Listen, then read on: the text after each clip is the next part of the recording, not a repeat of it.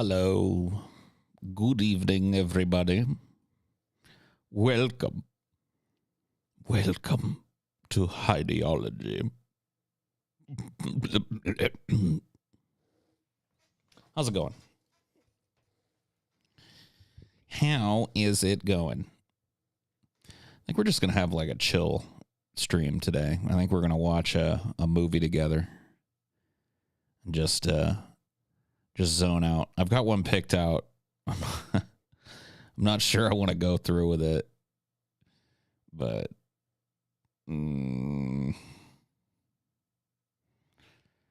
Paul, say this word in quotes. No. What will it look like to you? A fucking monkey? Is that what it is? Huh?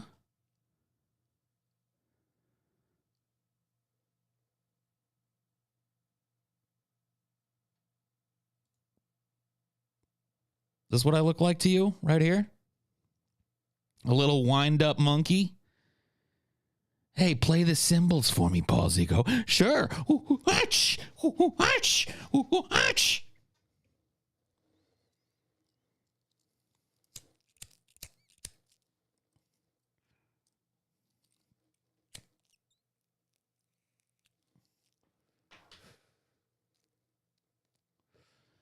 Let me light my joint in peace, please. Leave me out of your needs. I saw this guy who, I don't know, I watched him stream back in the day, and one of his videos got recommended to me, and it's him just having like a fucking mental breakdown.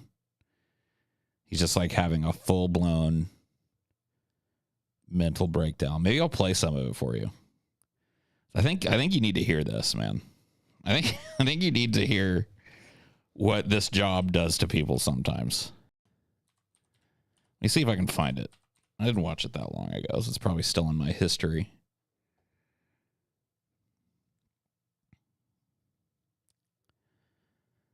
You got to hear, man. You got to hear the pain. You got to hear the pain. Let's see. Is this the one? Yeah, I think this is the one that I watched earlier. Let's give it a shot. I'll just play the audio, you know. He's playing a Fortnite, I guess, in this, which probably, I mean. Yo, I'm fucking done. I don't know why. I don't know what the deal is, but I hate you guys. I fucking hate you guys. I hate my community. I fucking hate you guys.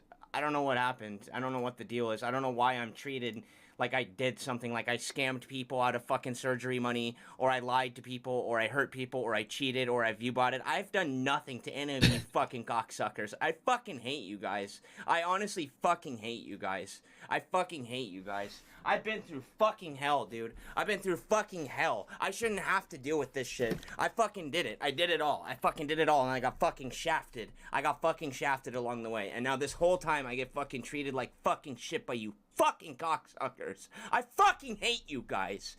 Where the fuck is this guy? Honestly, I fucking hate you guys, dude. I hate He's like banning people like left and right out of the chat.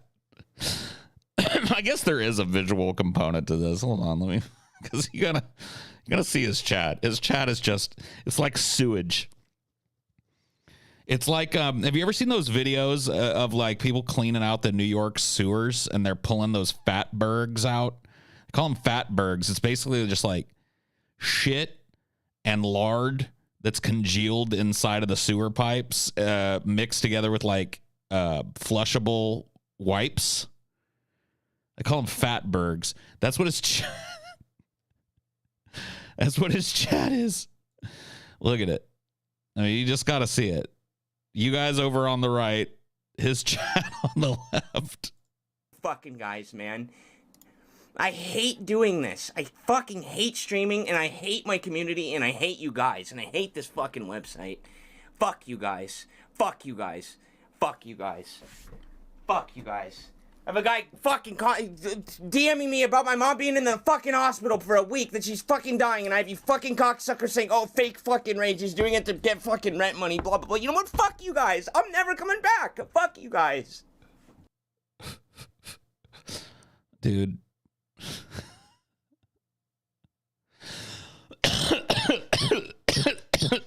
Excuse me. Oh man. Oh fuck. Yeah, he needs a Snickers for sure, man.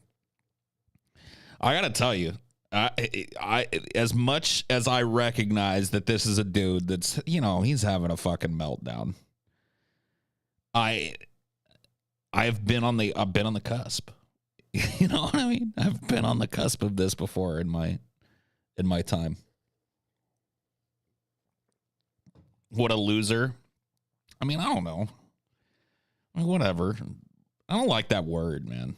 It implies that, like, there's a game being played. You know what I mean? Like your mom shit you out onto this planet so you participate in a game. Like, only under those auspices are there winners and losers, you know? So I don't really. He is a weeb. I mean, look at it. He's got, I mean, I guess I'm a weeb too, because I recognize some of that shit back there. He's got the chick from, what's her name? Sayuka or whatever from Kill la Kill back there. What's her fucking name? Kasayani or whatever. I can't remember her fucking name. The chick that wears the demon bikini that sucks her blood and makes her powerful. Goku. Yeah, that's the one. That's the one. You got it. You got it, Dwarf Lizard. You got it. You figured it out. You win the prize. Paul looking into his future. Oh, no. See, I got to tell you, if this was going to happen to me, it was going to happen like probably like 2, 3, 4 years ago, something like that. I think like 3, 4 years ago is when I really hit peak this. You know what I mean? Where I was ready to just absolutely fucking neuter the rest of my streaming career by having a meltdown like this. I'm never fucking coming back. Honestly, fuck you guys. He's like on the verge, man. He's on the verge of tears. I've had meltdowns before and it sucks, but I wouldn't have it record. I mean, yeah, that's the thing with this modern shit. Like, dude, I'm going to be honest with you right here. A lot of people go through shit like this. I bet a lot of the people in this chat right now have had moments just like this in their adult lives where they've blown up at somebody or blown up, you know, called their significant other, blown up at them on the phone, but it doesn't play out for the whole fucking world. You know what I mean? Like, this is forever. Like, no, for as long as this dude lives, this clip will be up somewhere. This and a bunch of other clips of him having, you know, raging out they'll be up somewhere. You know what I mean? You cannot deny there's a huge difference to that. Yes, but I have the courtesy to do it in private. I mean, he's in his fucking bedroom. He's in his fucking bedroom running a stream that you have to, like, make a positive action to click on and spend your time watching. You know what I mean? So I don't really think he's being invasive with it. You know, he's not forcing your hand. It's not like you're sitting at like captive at an event and he's, you know, he's not one of those people. He getting money though. I mean, yeah, no, he makes money. He I think he addresses it. Can you take the chat off real quick so we can see the disaster of his room? Sure. There you go. I mean, it's not, you know, you can't really see much more. You can see the Kill la Kill character back there, and I don't know, it's just stuff. This is a typical weeb bedroom, I would say. I'm never fucking coming back. Fuck you guys. I fucking hate you guys so fucking much, dude. I fucking hate you guys. Yeah, I stream for fucking rent money, you fucking cocksuckers! I streamed for free for fucking years! When I had 5K viewers, I wasn't making any money! I've had meltdowns where I punched myself in the head like 20 times in a row. I'm better now, but mental health is important. Oh, yeah, for sure. Oh, yeah, for sure. That's what I'm saying. Like, this type of shit, this type of behavior is way more common than the people who react to it would like to pretend. You know? People have this kind of fucking meltdown way. Yeah, he's got, like, he literally, I think he spits here in a second. He, like, literally just spits on his own floor so he can keep doing this without the cotton mill.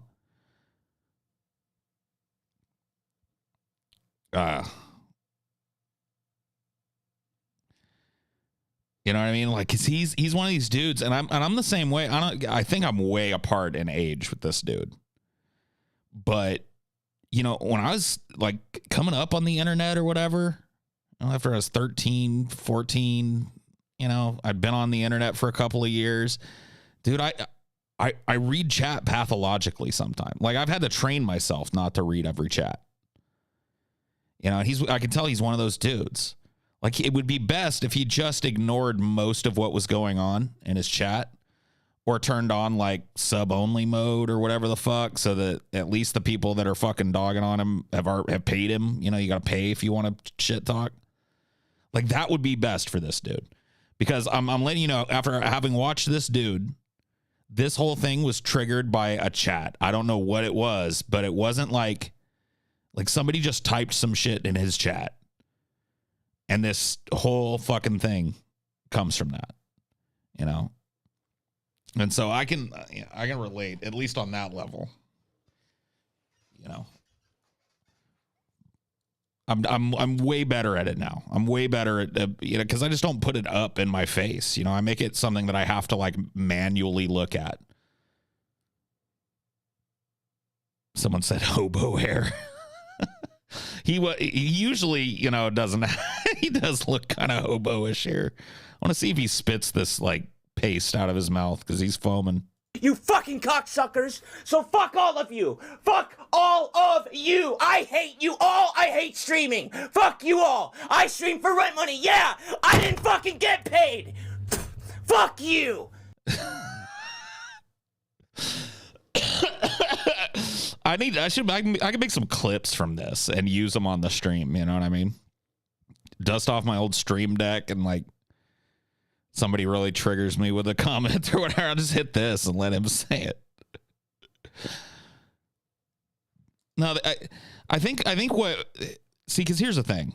This is what I think about this. Yeah, he should have controlled himself and whatever. Like, you know, he knows doing this in front of an audience is not going to engender like less trolling in his chat. So, but ultimately, like, I think this is a display of one of those things that people on the outside, like people who watch streams or streamers or whatever the fuck, I think you guys assume that our lives are just like completely uncomplicated and totally fucking amazing, because in a lot of people's minds, we don't work. And I've seen people melt down like this before, like with this kind of intensity and this kind of like just desperation, but not streamers. I've seen this type of desperation from people that I worked with in retail, from people that I worked with in, you know, other jobs that I've worked. Like a lot of people that are out there grinding in the workforce, this is what they come home and feel like. And so, you know what I mean? Like, if what we're doing isn't taxing in a lot of the same ways that your shit is taxing, then why do we end up at the same place, you know? Why are we sitting at home doing this? I streamed for 5K viewers and didn't get paid! Fuck you! Fuck you! Fuck you! Fuck you! Fuck you all! Fuck you all! Here it is, let's see what he said! Is my mom dead or not? Are you gonna tell me? I don't know! That's all I got. You should have my number. You can call me. Is my mom dead or not? Just tell me! And look at this chat. Like, these people, there may be a few people in this chat that are, because like even the people that are saying like chill, like this dude at the very top, chill, Deli, chill. Those guys are just trying to provoke more. Like, those guys are shit disturbing the same way that this dude with his lol with 1, 2, 3, 4, 6 O's. You know what I mean? Like, those guys are just as shit disturbing as these guys.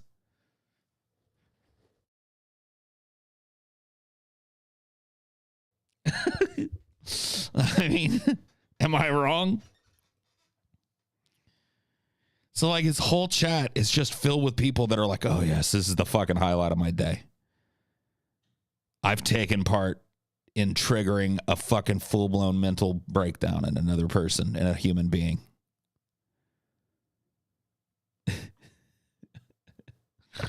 I don't know, man. Whatever. Maybe I'm thinking too deeply about it.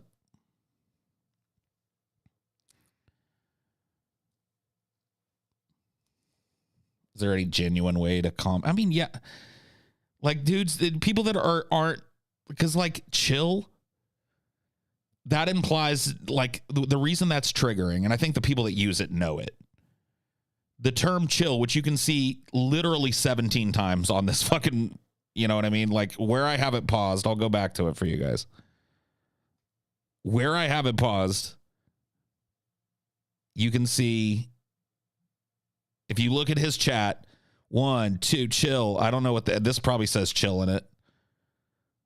You know, there's a lot of emojis and shit. And then chill with a bunch of L's. Dude, chill. You know what I mean? Like that term, the reason why that's triggering is because like that's what you say to somebody who's just a little too worked up over nothing. You know what I mean? It implies that like, oh, come on, dude. Yeah. Chill implies that there's no validity to the feelings that he's expressing. That's really what chill means.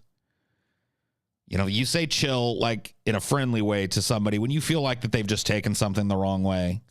They're mad over nothing. You know what I mean? That they've gotten the wrong impression about something or whatever, and they're starting to get too piped up about it. Like that's what you say, like in good faith, that's what you say to somebody that's in one of those situations. But if you're trolling your whole ass off, you say it to a dude that's having a meltdown like this. Because that's basically what it's saying, dude. It's like, oh, come on. There's no validity to what you're doing. Just fucking kick back and enjoy life, man. Come on. You got nothing going on. You got nothing going on that justifies anything that you're doing right now. Your feelings are completely pointless.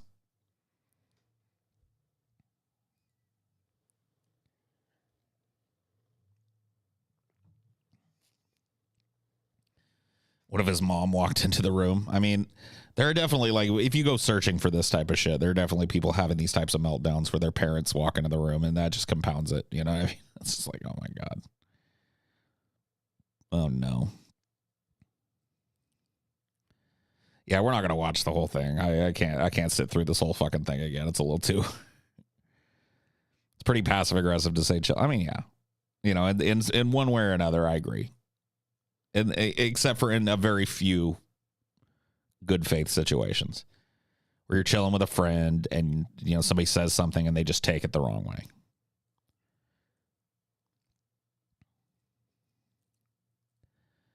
The father of doomerism? Nah, bro. Not even close. Read some Schopenhauer. He was dooming it up before I was even a fucking twinkle in my great granddaddy's eye.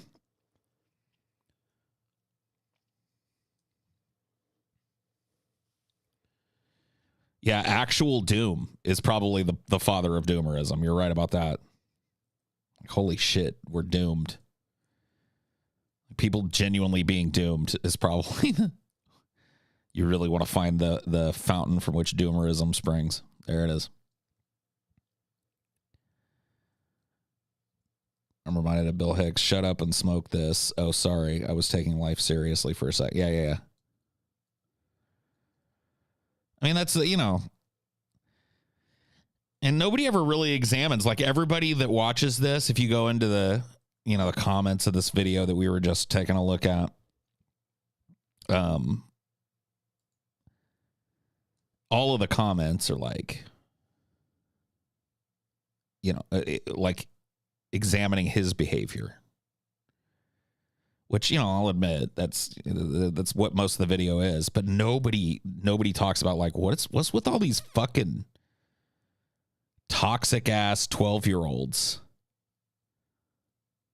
in his chat that are like spamming hashtag get help at him while he's having a mental breakdown. Like, who are those fucking people? Like, how sad is their fucking existence that they're like sitting around egging on somebody's mental breakdown or whatever the fuck? Yeah, it's 100% trolls.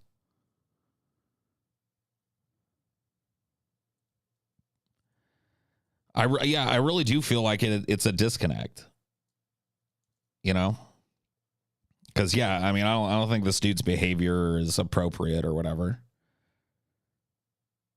But I also don't think it should be seen as appropriate or morally neutral to sit around Pepe posting while a person does this. You know what I mean? I think that there's problems on both sides.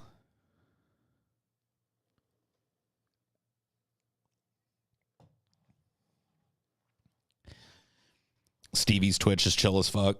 I mean, I don't mean to be like, this is not meant in a mean way, but Stevie's, you know, he's just building his Twitch. He doesn't have a whole lot of viewers.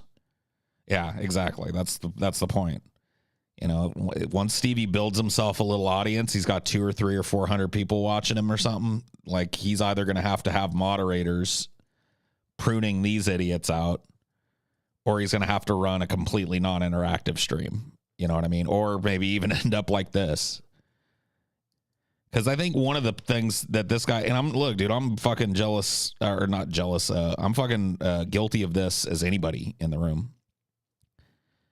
But I think he's taking this shit seriously. Like, he's looking at this like venom and vitriol and toxicity and shit that's getting spewed at him over here. And he's taking it to heart. You know, that's a tough part of this job. Because people will say, I mean, you can hear him rambling about it. There are people telling him that his mom's dying or whatever the fuck, trying to trigger a panic attack in him. And he deals with that shit day in, day out. And he does this for a living, and he feels trapped by it. You know what I mean? Because he's built up, a life that requires the money he makes from doing this to continue. And he just, you know what I mean? It's horrible.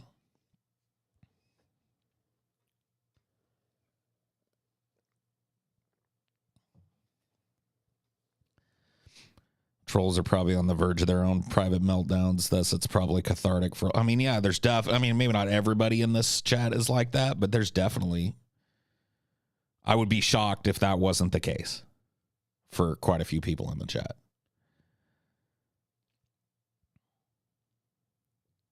Maybe the internet was a mistake. I don't think the internet was a mistake. I think the corporate homogenization of the internet was a mistake. Because when the internet, when I first started using it, especially when I first, became an adult, because there was a lot, there's still a lot of bad things on the internet for underage kids. In the early days, it was no different. And I definitely participated in some shit on the internet that I should not have at an age where I should not have been allowed, unattended in that place. But the way that communities were structured in the early internet were really, self-policing and unique, because they weren't all tied to some kind of corporate over-identity. The news wasn't covering what was going on all these little fucking 20-user message boards and shit. So it was a real genuine way to communicate with people and to share ideas that were outside the mainstream, and, to maybe speak politically honestly for the first time in your life to somebody, because you're surrounded by people that are on the other side of the spectrum from you and you don't want to alienate yourself. But now you've got this group of people, and you can find people like that. Them spaces was sure, of course, but don't act like the new corporate spaces aren't rife with abuse, because they are. So, there was bad shit going on the internet. There always has been, but I'm not talking about that. I'm talking about like, you know, just genuine like little gaming communities that come together, and there's like 100 people that all play the game together. And, you know, little special interest communities or whatever the fuck. People that are into old movies or jazz or whatever the fuck, you know, modern music. And they find this some little small community of people that's held together by the, you know, the interestingness of the people that are hanging around and the kind of openness of being able to say what you really think. And that has all been monetized out of existence, basically. That shit just nobody, like, not only does it not exist anymore, but nobody would be interested if it did, because there's no social credit points that come with being a part of a community like that. You know what I mean? You don't walk down the street feeling good about yourself because you're part of XYZ forum. You know what I mean?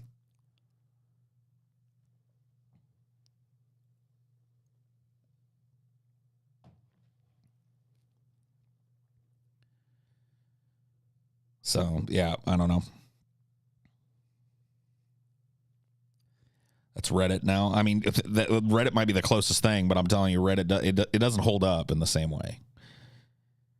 Because even in those small communities on Reddit, there's this overarching karma shit and fucking blah, blah, blah. And it's just like, it's become a pecking order more than it used to be. I'm not saying that there didn't used to be that type of shit, but I'm just saying that, like, now it's built in. Like, that's what these places oftentimes exist for.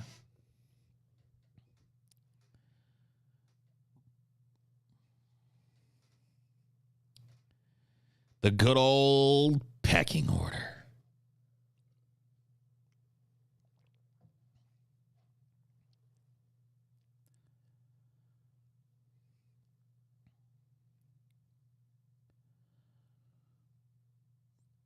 %, of all subreddits are ran by the same mods. I don't know if that's true or not. Like, I gotta be honest with you, I never got into Reddit that way.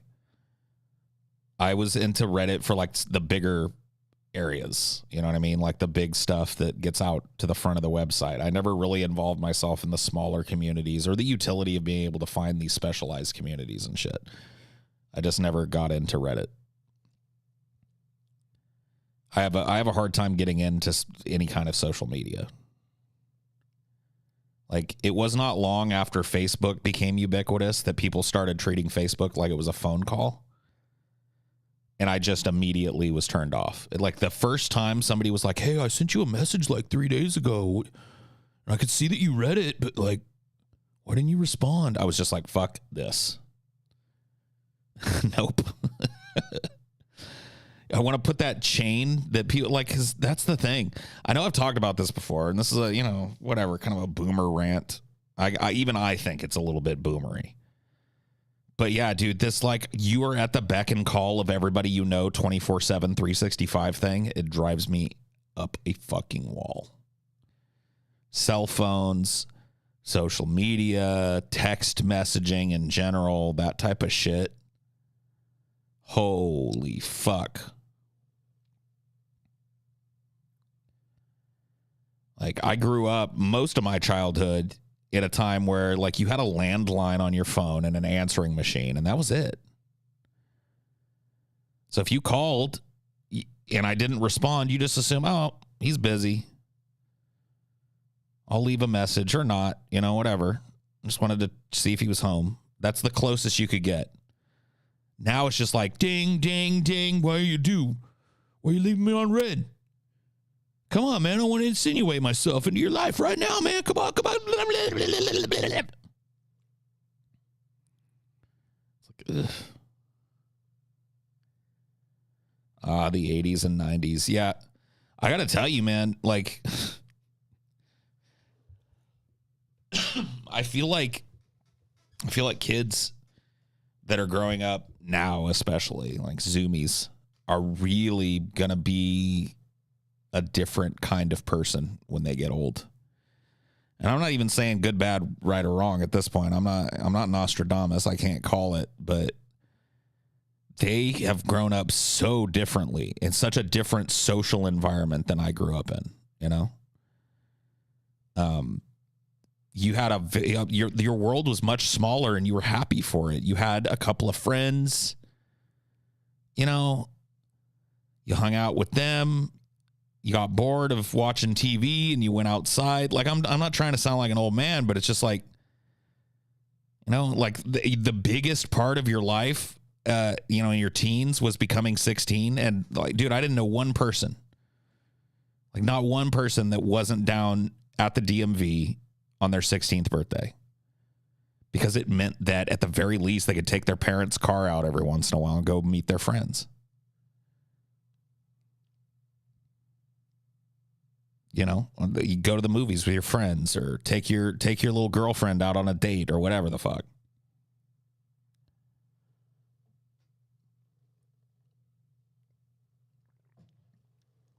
Newspaper headline: she was 13, I was 30. Joe Biden, no kidding. I mean, that, what's he saying there, though? He's not talking about having sex with a 13-year-old, is he? It evokes that, so it's a slop. You know what I mean? It immediately evokes that. But I don't think that's what he was trying to say. Paul, you were Generation X, and imagine having a kid, dude. How poor would that kid be? That's how poor these kids be, because their parents are average Gen X, not internet famous Gen X. Oh? I don't know. I don't know, man. Don't come after me, man. I didn't breed. Okay?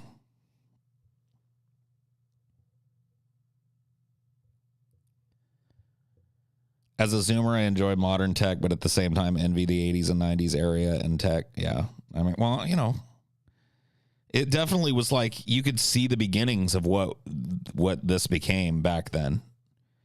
But it was way more low key. It was something you did every once in a while.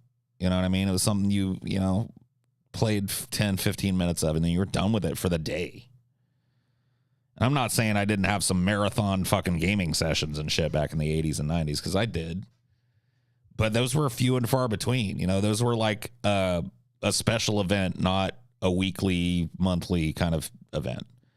When you got together with all your friends and you had a long weekend or whatever, and you spent the night over at your friend's house, and you just played fucking DuckTales on the NES till your fucking eyes bled and you passed out as the sun was coming up or whatever the fuck, you know?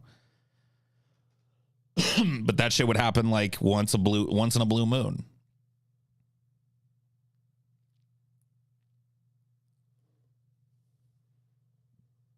The 80s, catching STDs, smoking spiked weed, and listening to terrible hair metal. Number one, there's actually the worst outbreak of STDs in something like 60 years in America right now. So sorry, Zoomer. You fucked up worse than we did. You guys are spreading more clap around than we did. So, you know, I hate to be the bearer of bad news. Listening to terrible hair metal. I mean, I didn't listen to any hair metal in the fucking 80s if I could help it. There was a lot of good music. Smoking spiked weed. Spiked weed is a myth, Zoomer. Everything that you could spike weed with is more fucking expensive than the weed you're spiking. So what you're implying is that crack dealers are out there. Hey, like, let's take this fucking $200 a gram substance and sprinkle it all over some fucking a nickel bag of weed. I mean, come on, dude. No. Wouldn't it be laced weed? I mean, whatever. I get what he means. Spiked is what you would say about like a drink if you put snuck alcohol in it.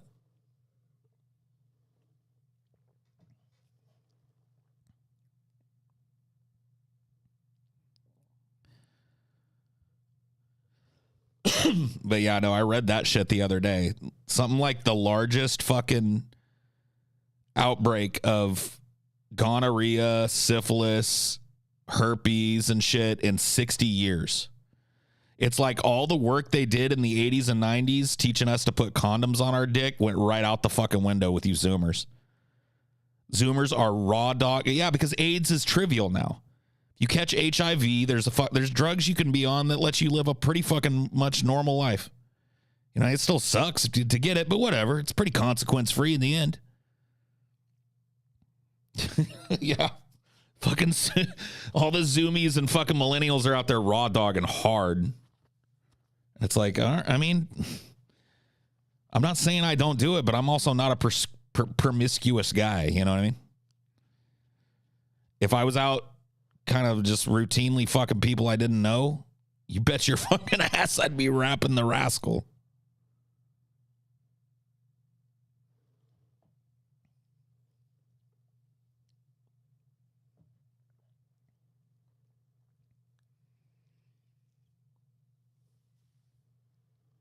We have sex ed here, and everyone is raw dogging. I know. That's what I'm talking about, man. People are fucking. It's just insane. Like, I feel like we're going backwards in a lot. Like, that's definitely a huge step backwards for humanity. Because, like, humanity existed for most of its fucking existence at a time where there was really nothing you could do for the clap. You know? And people really had no option other than to fuck raw dog. And then we eventually built up this, like, group of prophylactics that'll help protect you against this shit. And, like, one generation used them. Mine.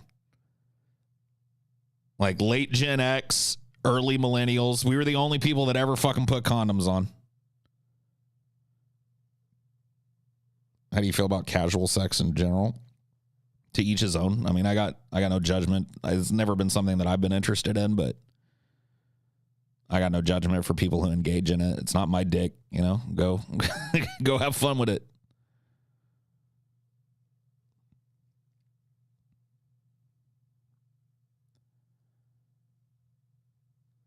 You're more of a jerk off 12 times a day kind of chap. I mean, I guess maybe. I don't know. Like, maybe when I was like fucking 14 or something, I might have hit 12. Paul, when you were 13 years old, were jerking off with the Jergens lotion from under the counter. You were jerking off so hard you blessed a blood vessel and got worried because no, nobody. I never blew a blood vessel. What is this?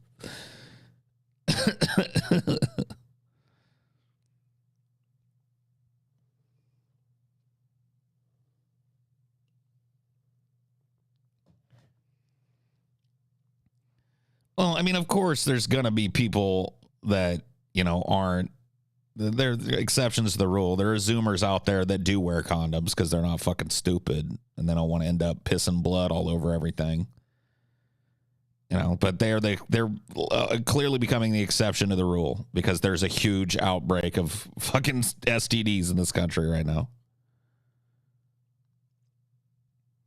Paul, have you ever load bearded yourself on accident? I think I've told this story before, but I guess I could tell it again. Although it's, you know, it's a little bit R-rated. I did say this stream isn't for children, so YouTube can't nail me on that. But yeah, no, I'll keep it short and sweet. I was getting a handy from my first serious girlfriend. I was in my early 20s, probably like either 20 or 21. And I was laying on my back and, you know, she was introducing Rosie and her 5 sisters to my my meat stick. And, you know, I blew a load and it arced. And, you know, when you're blowing a load, you're fucking moaning and shit. Like, your mouth is open. And so it arced in such a way that it basically hit the back of my throat. And I've, you know, at least one jet I ended up consuming, you know. Yeah, it hit me right in the speed bag at the back of your throat, you know. But, you know, it was funny at the time, and it's still funny to me now. That's why I still tell it as a story. And I'm glad it wasn't somebody else's load, you know what I mean? Like an unintentional load catch. That would be gross. Then you knew how she felt? I know.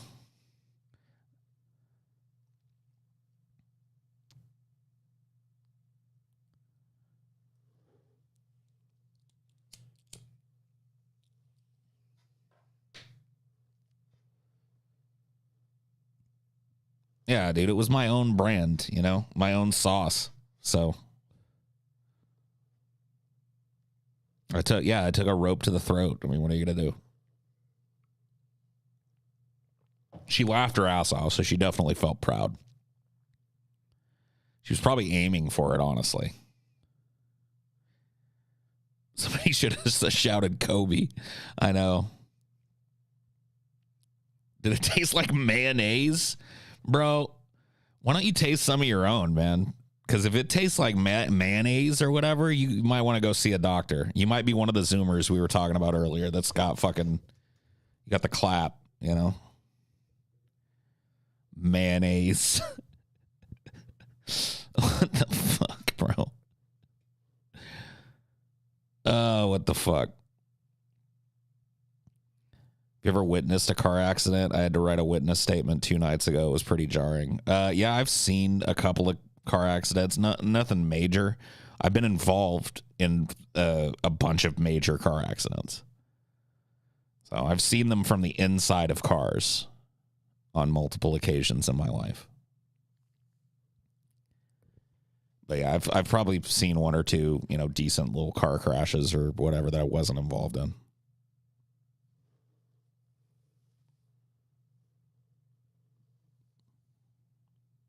It's supposed to be salty and sweet.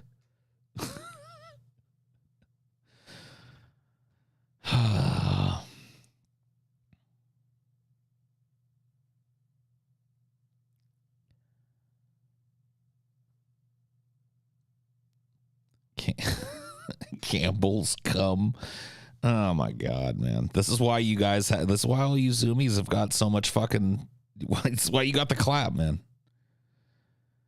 Just finished an old interview with Louis Farrakhan, Chris Wallace, and wondered what you think of the Nation of Islam. Interesting part of history.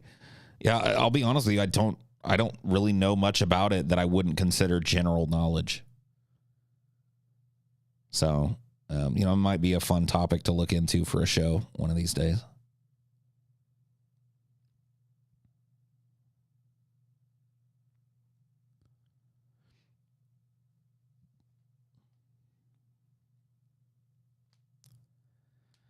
Chat, please stop talking about the taste of your load. I know. That's what I'm talking about, man. Fuck you all! That's right. Thanks, Deli. Just because I mentioned a load story doesn't mean you have to start describing in the. See, this is the problem with Zoomers. It's like, are you guys even familiar with the concept of the DL?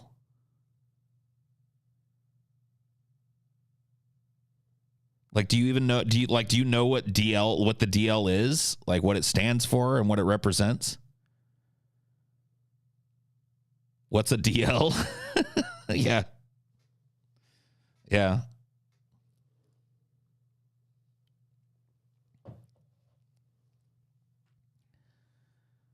Yeah. It's like keeping your shit on the DL, keeping your shit on the down low, right?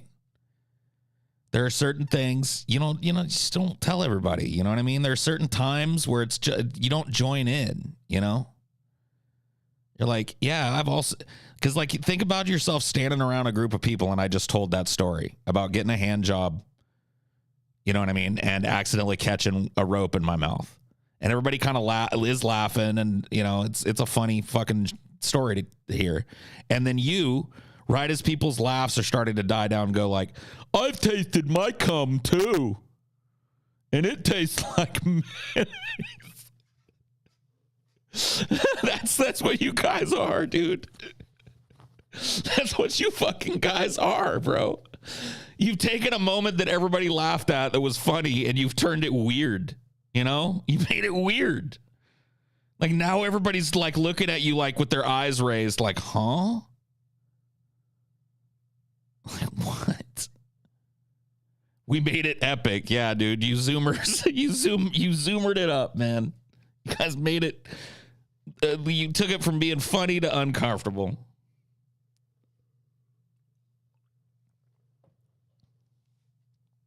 Sort of. Yeah. How did the fucking How did the generation that like really popularized bruh, they're literally trapped in a constant bruh moment. Like, how did that happen? You guys found like maybe the best way to describe the type of moment I just talked about. And you also like inspire more of them than any generation before you. Boomers cut sex-related research, not Zoomers. Huh? What?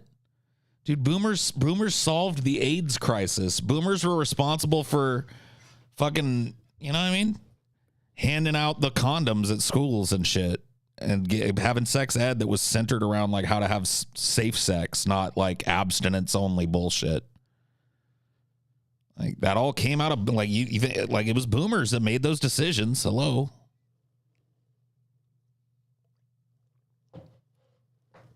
It's the millennials that came along and replaced them that cut sex ed and shit. Bunch of fucking weirdos.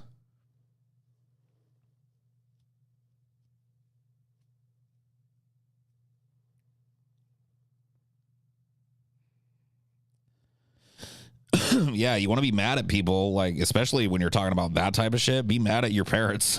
It was them that did it. Like, the harm of the boomers was dealt to my generation, okay?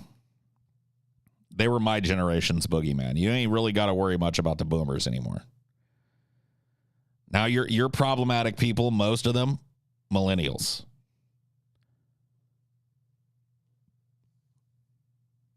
Or Gen X millennial cuspers at the latest, you know.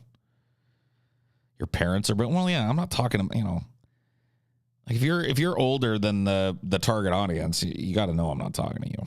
You know, of course there are a few more than a few people that watch me that aren't fucking 12, but there's quite a few fucking I taste my cum too people out there. I'm a Gen X millennial cusper, so I'm like half of X, half of millennial. It's a very short window of time to be born in. But according to the years that they use and shit, I can't be classified one way or the other. So I happen right at the turning of the tide or whatever. I'm born in 80.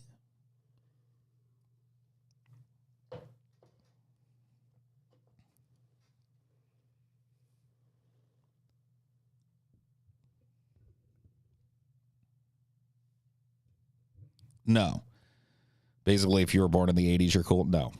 There was a lot. Like, look, dude, there was a lot of fucked up shit going on during my childhood.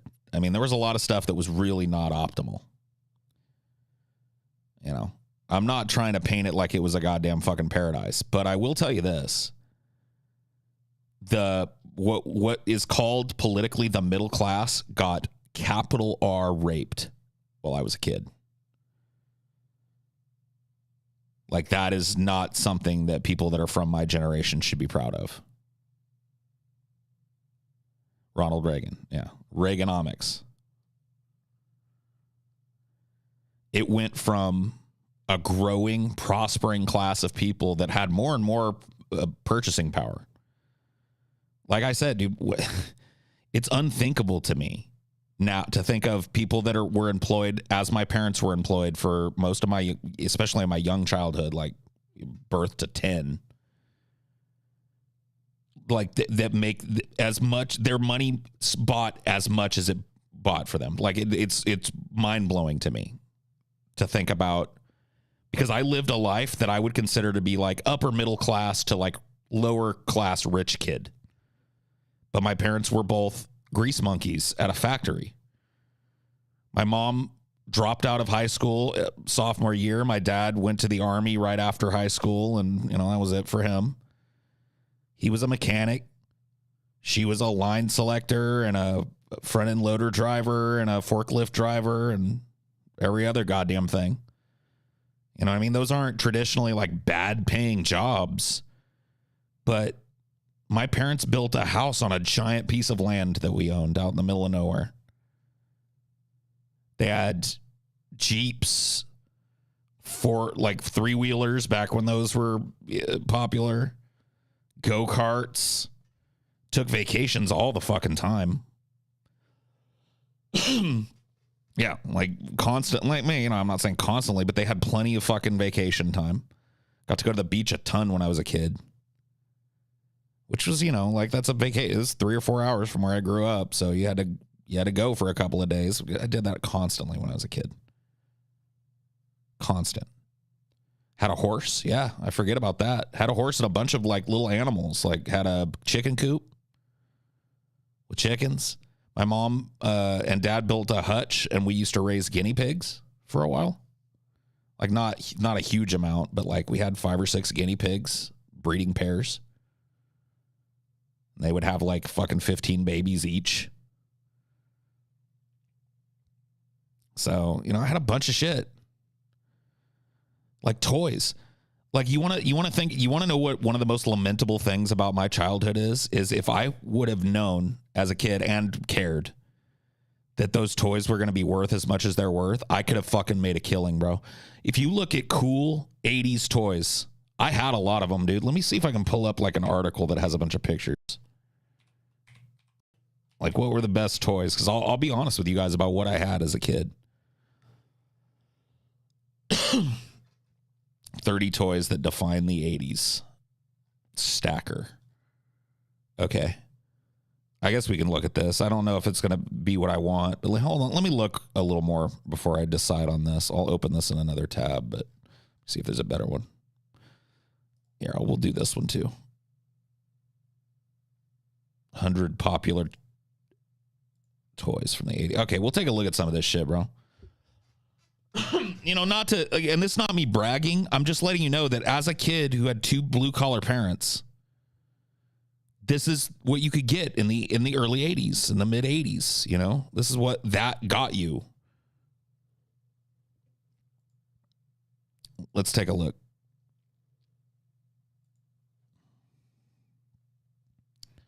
I'm just going to take the chat down because it just looks like a fucking mess over there. Yeah, we'll take you guys down on this page. Okay, 30 toys that defined the 80s. Care Bears. Okay, I had a Care Bear. I had a Funshine Bear. This one right here. He's the blurry one on the very left here with the sun in his tummy. That's the one I had. My sister had this one with the big red heart. And I think she might have had the cupcake one too. That one looks really familiar. But I know for a fact I had, and I think his name was Funshine Bear. Atari. I never owned an Atari as a young, like when it was new, but I had a friend named Kevin who had Atari in his house. He had Atari and Intellivision at his house. So, you know, that one doesn't really count. Strawberry Shortcake, I was a boy, so I didn't have this, but my sisters had this shit. These little dolls smelled like strawberries. Like they worked the plastic, like into the plastic that made them up. They somehow baked like strawberry smell into that shit. I don't know how they did it. But it smelled like some sweet ass fucking strawberries. But yeah, no, I never had one of these, but my sister had it. My sister had it for sure. Here, I'll just do this. It'll make it easier to see you guys over there.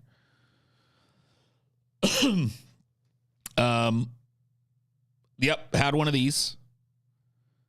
These things were like ankle breakers, basically. Like every time I played with one of these, I would get a big scab on my knee or stub my toe and have that flap of skin hanging off the end of it or whatever the fuck. Like these were not safe, but I had one. Legos. I mean, yeah, I had Legos out my fucking ass. I would get like a Lego set for every holiday, basically. Well, you know, like Easter, there would be like a little Lego set in my fucking Easter basket. My birthday, I'd get at least 2 or 3 Lego sets. Christmas, there'd be a Lego set in with all my other shit. So I had a ton of that. The monster in my pockets had a bunch of these. We used to trade these. I had this guy. This guy I remember was my favorite because he has like 10 heads. But I had a bunch of these. We would trade these like little Pokemons and shit. Like actual Pokemons. These were actual monsters that you could put in your actual pocket.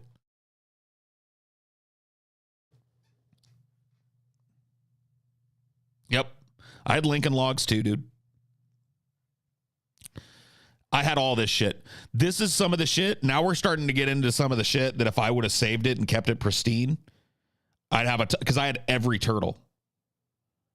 I had Leonardo, Donatello, Michelangelo, Raphael. I had Shredder. I had Bebop. I had Rocksteady. I had that crazy evil turtle Slash. I had Casey Jones. I had an April O'Neil. I had all of it. I had the van that they rode around in, the turtle van. I had all that. Dude, when it came to action figures, I had all of this shit. Every action figure on here, I can almost guarantee I had a bunch of. Not just one or two. All of them. Spoiled? Yeah, I guess so. Rubik's Cube, I mean, whatever. I had one. These are cool. I had one of these. These were knee boards. And you would move them by like pushing. It's hard to fucking explain. Like you would move your left arm up and then your right arm up. Like you pumped back and forth with your arms to make them go. I had one of these. Speak and Spell had it. Light Bright had it. Koosh Balls had them. My sister had glowworms. I didn't have a glowworm. Pound Puppies had them. This is another girl thing. My sisters had it. Moon Shoes had them. Polly Pocket, my sisters had them. Dude, I had this He-Man. Not only did I have a bunch of He-Man, I had this one. This one, you see this breastplate thing with the scar on it? You could flip that around and it looked normal. And then when, you would have fights with these dudes, if somebody hit him in the chest, it would flip around real quick. Battle damage, yeah. I had He-Man. I had a bunch of He-Mans. I had Castle Grayskull that had the thing that you could speak into and it made your voice sound all ooh. I don't remember this, honestly. Monchichi. So I didn't have one of those, I guess. These were not popular in the 80s. This was popular in an 80s movie, big. Nobody had these. I remember this house, so I must have had it. This doorbell here, you pull it down and it would go ding when you let it go. Had this guy. I had this Madball. I had a bunch of these guys. My sister had these. Teddy Ruxpin, I had it. I had the Teddy Ruxpin, and my sister had his friend that was like a caterpillar.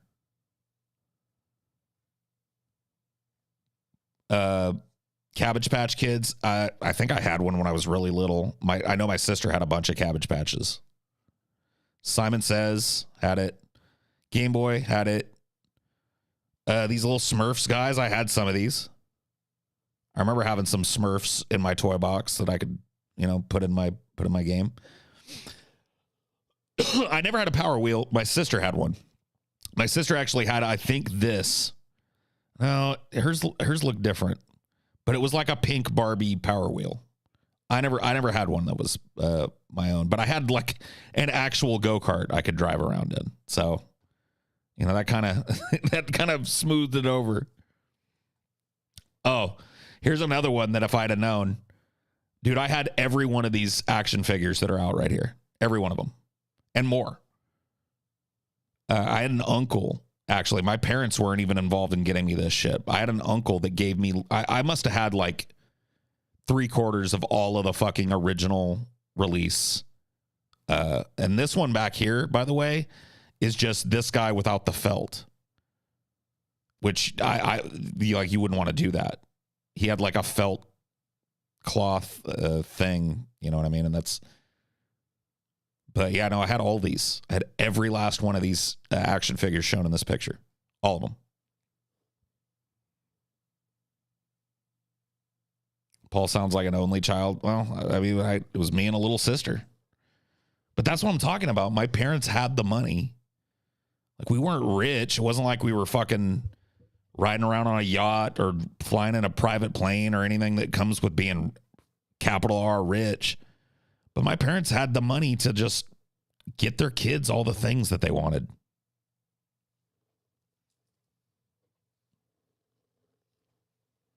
You know, that's all it was. Like, all the little fucking toys that we wanted, we had it. Let's see if there's any other ones in here. Yep, had one of these. These, you could buy these discs to put in it, and every time you flicked it, it would show, you know, it was like just a little gimmick. Yeah, Atari. Had a bunch of these early Transformers. I had the larger Optimus Prime that came with a trailer, which is pretty cool. Yeah, these Star Wars ones. Let me see. I didn't have a C-3PO and an R2-D2, but I had every one of these others. Leia, Luke, Han, Chewie, Stormtrooper, Vader, Obi-Wan, like the flight control guy, the sand person, and the Jawa. I had all of those. I didn't have these guys over here. I bet these guys are some of the most expensive ones too, to be honest with you. I don't know anything about it. But if I had to guess, they were probably the most expensive ones. Had a Light Bright. We talked about that. Yep. I had one of these. This was just like a stupid game. You push this button and it would make a jet of water that pushed all these rings around, and you try to get them to land on these little spikes. Yep, had Rock'em Sock'em Robots. Yes, I didn't have this, but I had a laser tag set where it was like a little belt, a thing you clipped on your belt. I didn't have the vest or the helmet or any of that fun stuff. I'll be honest with you, I didn't have this. This doesn't look familiar to me at all. Had a Game Boy. Had a Rubik's Cube. Koosh. Yep. Had a Magic 8-Ball. These are still like, a lot of people still have those, I think. Speak and Spell. Yep. Yeah, I had this. I had Castle Grayskull. It was so cool. All your dudes could fit in it. You know what I mean? It was meant to be like a carrying case and a thing to play with. It was dope. But I had all this shit. Had a bunch of micro machines. Micro situations. Had a spirograph. These are things that would help you draw. Like you can kind of see on the box here. Yeah. Help you draw these weird like geometric shapes or whatever the fuck. Sister had a bunch of these like early plastic My Little Ponies with the long hair and the tail. They used to come with a little brush. I remember my sister sitting around and just like brushing their hair, brushing their manes or whatever. I remember having this, like it was a telephone you could pull around and it made dinging noises when you pulled it around. Yep. Had the Lego bucket. I did not get, well, I got an NES, but it was years after the NES became popular. So I was, probably pushing like, I think the NES came out in like 85? And I got one in like 88, 89, something like that. But, like all my friends had Nintendo as well. So Playmobil, I don't think I had these, honestly. Yeah, had a bubble mower. I mean, come on, dude. Who didn't have a bubble mower? Had this. Had the Fisher-Price farm, for sure. I remember this, like, tower over here. I think it was like a thermos. Like, you could detach it and put, like, all the little dudes would fit in there. Yeah. I had this. I had the original too. This is like the release at Sega Genesis. And I got this, but this was in the 90s. This came out in like 89, I think, or 90. If it came out in the 80s, it was like 89 when this came out. But I had it. Didn't have that. Oh, they're just trying to sell us shit. Let's see. This one just has pictures. Yeah, I've covered a lot of these already, but yeah, we had all these Wuzzles. Yep, Transformers. Dude, it's actually like staggering when I look at it this way. But it just goes to show you, like like when it comes to being a kid, this is the type of shit you want. And my parents were able to get all of it. They were able to afford, us to have and then throw away and be done with all of this shit. I remember these cap guns. They definitely don't sell those anymore. Those were fun. Army men, yep. I had this little professor calculator thing. I don't remember this microphone. I had Mr. Potato Head. Like, I had all this shit. 90% of this shit I had. It's crazy.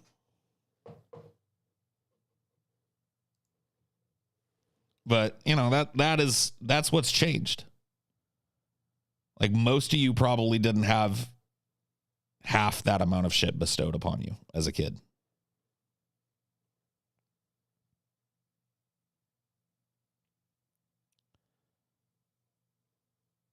They still do sell the cap guns. Oh, well, that's cool.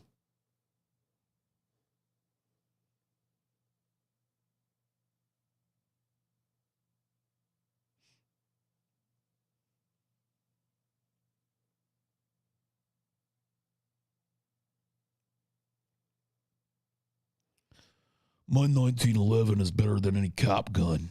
Oh, boy. Guy, can I tell you something, dude? There's one person on the planet that cares about your 1911, and it's you. Like, literally nobody else cares, bro. I hate to fucking tell you about it.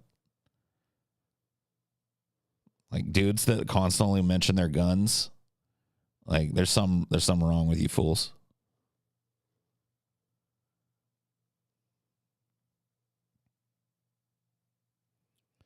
I didn't get into comics until the 90s. Like, I was in, what age are you in, like, the 6th, 7th, 8th grade? You guys, like, are you, like, 10, 11, 12, 11, 12, 13, somewhere around there? Yeah. So it would have been 1990, 91, probably, when I got into, comic books right around the time that the Infinity Wars, which, the whole Infinity Marvel Universe movies are about, was just coming out. So I got into comics right at that time when the Infinity Gauntlet and Infinity Wars series was out. And I had a bunch of shit, man.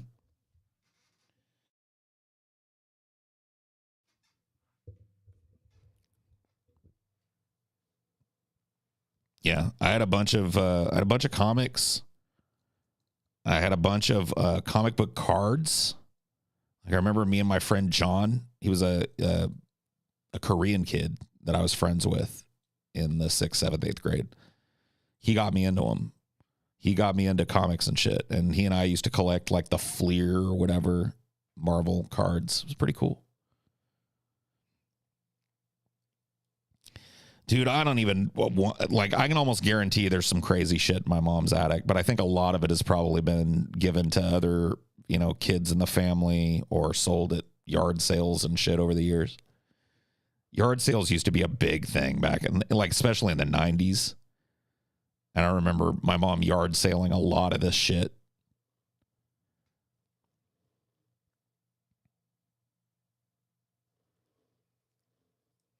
But I can almost guarantee there's some boxes with some crazy shit from my childhood up in my mom's attic for sure.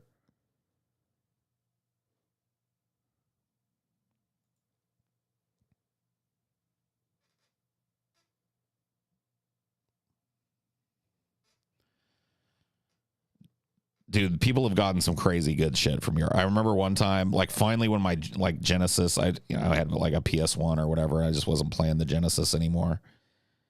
I remember somebody just came and got like the original Genesis with the original Sega CD and all the shit that I had with it for like $20. Like that like if that person took them home and saved them or whatever, that shit's probably worth a bunch of money. Maybe less than some of the other shit. Like I know somebody probably got some Star Wars guys or whatever. I had the big giant Rancor that they released from Star Wars. It's like 3 times the size of one of the little figures or whatever, just like in the movie. Had the mouth that like rah, rah, rah. Oh yeah, dude. There's definitely some crazy boxes of stuff up there.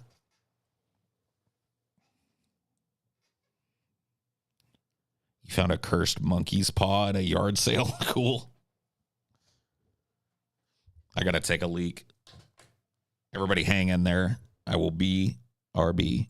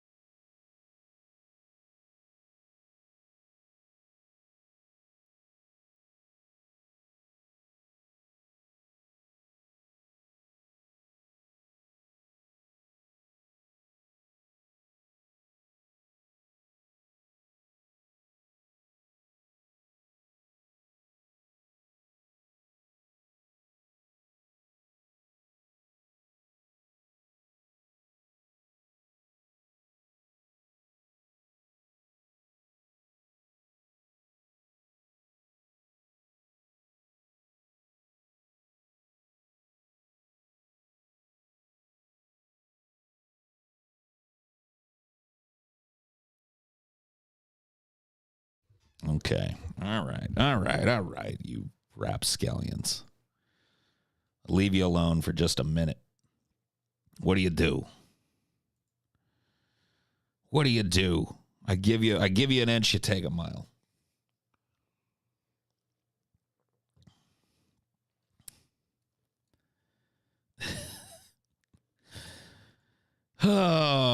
boy.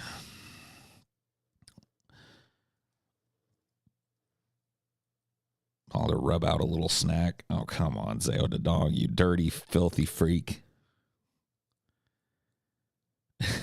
You dirty, filthy freak.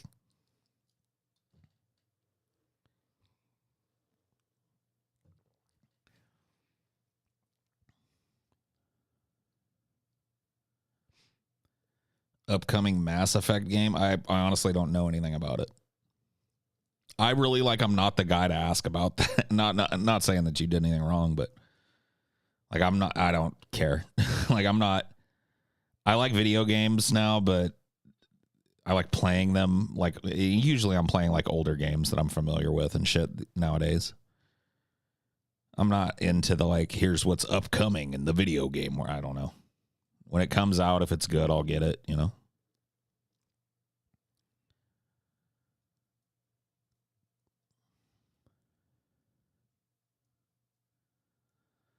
Whatever happened to Mickey the Rat? I mean, I don't know. I don't like talking about Mickey the Rat, you know? That guy's connected all the way up to the old country and the five families, you know? Sicily and all that shit. I don't like talking about Mickey the Rat, okay?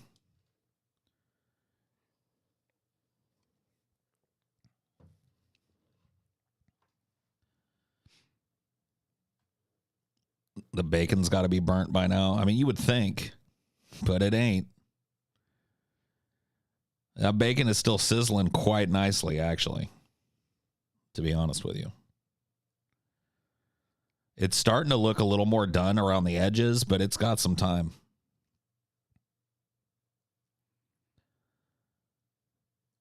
Paul, serious question. Are Italians the black people of white people?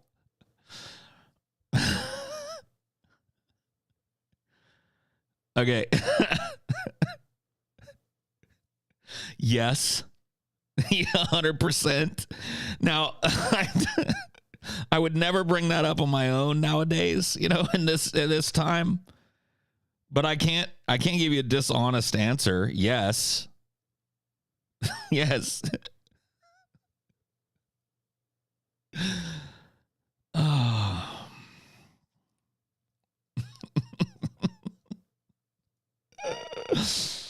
Canceled. I know, dude. I know. I was thinking about this the other day, and I was just like, man, I'm all for cleaning up our language, removing slurs from it and shit. I got nothing against that. I think it's a good thing, honestly. I think that, you know, slurs are a refuge of the small-minded, and you know what I mean? Forcing people to find ways to actually justify with language their stupid beliefs rather than just N-word or whatever. You know, I think it's a good thing. So I'm 100% behind it. But when it comes to some of it, dude, as a child of the 80s and 90s, which we've been talking a lot about tonight, you guys are lucky. You know what I mean? With me, that I embrace it as closely as I can. You know what I mean? You guys got to give me a little slack. You guys got to start learning to give people in my age range a little bit of slack, especially if we're going along with it. It's not policing. I guess it could be seen that way, but that's only within the context of your life being a part of social media. If you're a fucking private citizen or whatever, there's plenty of those people still using R slurs and, you know, calling black people N-words and Mexican people S-words and every other fucking letter of the alphabet word. You know, there's plenty of that going on. It's just in the public space. In the public space, it is no longer acceptable.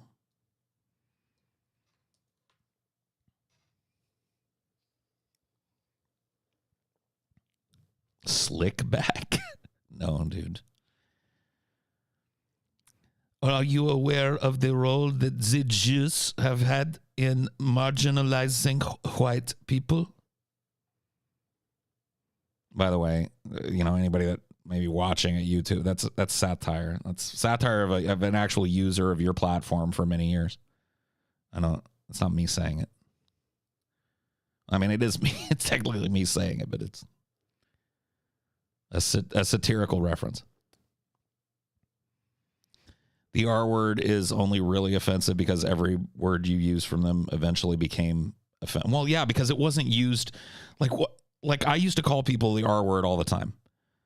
And I'd say maybe 0.0001% of people that I called R word were actually retarded. You know? So it was like they were their existence, the word that described their existence was used to denigrate people of normal intelligence.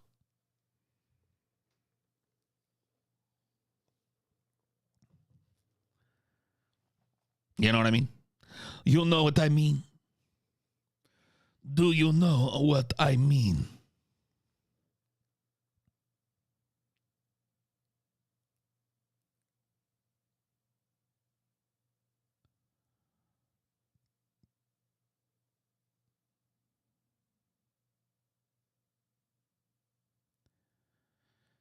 Not ashamed, I do, and none of them are mentally challenged. Saying the word was just a fast. Yeah, exactly.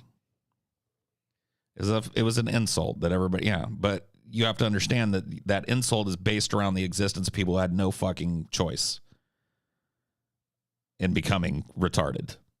You know what I mean? And so it's pretty fucked up, especially for the functioning ones, that to have to walk around a society where they are used as an insult against other people. It's kind of debasing, and I understand why people want to get rid of it. It is one of the toughest ones for me to get rid of. That one and the F slur, man. I would say especially the F slur, because that one was just fucking capital U ubiquitous when I was a kid, especially in my like teens and 20s. It was just like every other word out of my mouth. You know what I mean?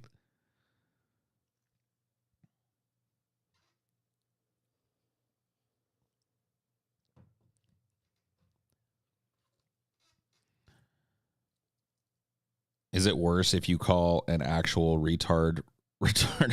No, it's worse if you call him a retard. To me, like saying somebody's mentally retarded, that is mentally retarded, is just a way of describing their condition. Shorten it to retard. That's where it becomes, you know what I mean? Mean-spirited.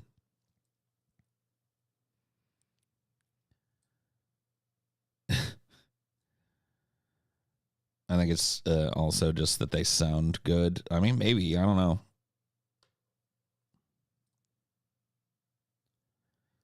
I mean, it was used everywhere. It wasn't just in rural places. It was everywhere. Everywhere in the United States it was like F slur Armageddon, you know? It would literally, some Zoomers' heads would explode if they were exposed to the actual breadth of F slur that I grew up around and that everybody grew up around. You know what I mean? It was just commonly adopted. Yeah, I mean, I do too. That very old kind of Mongol. Yeah, no, I've said that a few times too, and it's, you know, I shouldn't be saying it because that was like double up bad. You know, because it's implying that people that are from northern China are all retarded, and it's a nasty slur for a retarded person. Cretin. I mean, I don't know. That one I never associated with actual like mentally challenged folks. But that one I never used either. Very, very seldom.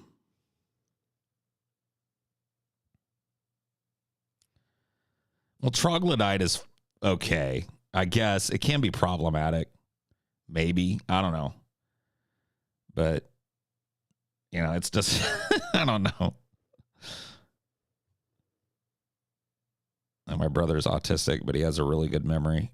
Oh, well, of course. That's the whole thing. Is like they're human beings. Okay. And it's kind of dehumanizing to have your very existence be a slur against people who are quote unquote neurotypical or whatever the fuck. Yeah, this conversation is boring now. That's why I was saying, like, Zoomers are lucky. You know, they're lucky that people of my age, that, you know, because I'm not the only person my age that's embraced that, you know, kind of like let's eschew this nasty fucking kind of rhetoric in describing people. But you're like, it's just like you gotta give me a pass every once in a while. You know what I mean?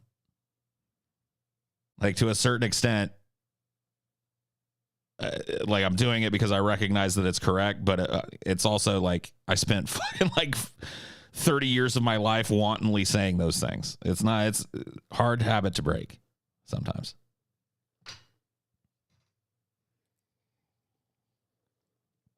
And I think I do pretty good about it.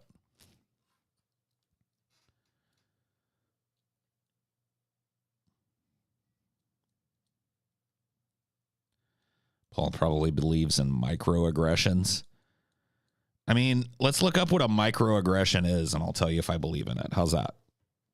Because I don't know if I could properly. I mean, I think I know what a microaggression is, but I don't know if I could really. Okay, so any interaction. So this is what it says in DuckDuckGo. It's the first shit that comes up from Wiktionary. Okay, so that should be fine. Any interaction between those of different races, cultures, or genders that can be interpreted as non-physical aggression. So you know that, like, non-physical aggression is a real thing, right? Like, you don't have to, like, there's no such thing. You don't have to punch somebody in the face to be aggressive. Aggression is not an inherently physical concept. So you may take issue with the word microaggression or whatever, or the inclusion of different races, cultures, or genders in the description. Maybe that's what you have a problem with. But there's no way that you would deny that you can be hostile and aggressive without being physical. Right? I mean, I think passive aggressive is a good way to describe microaggression. I mean, I think that for the most part, those two things should be synonyms.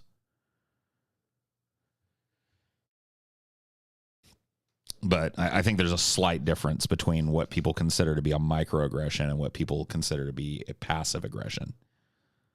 Except they don't exist. Yeah, see, that's what you keep saying that, but I don't know how you're denying that non-physical aggression exists.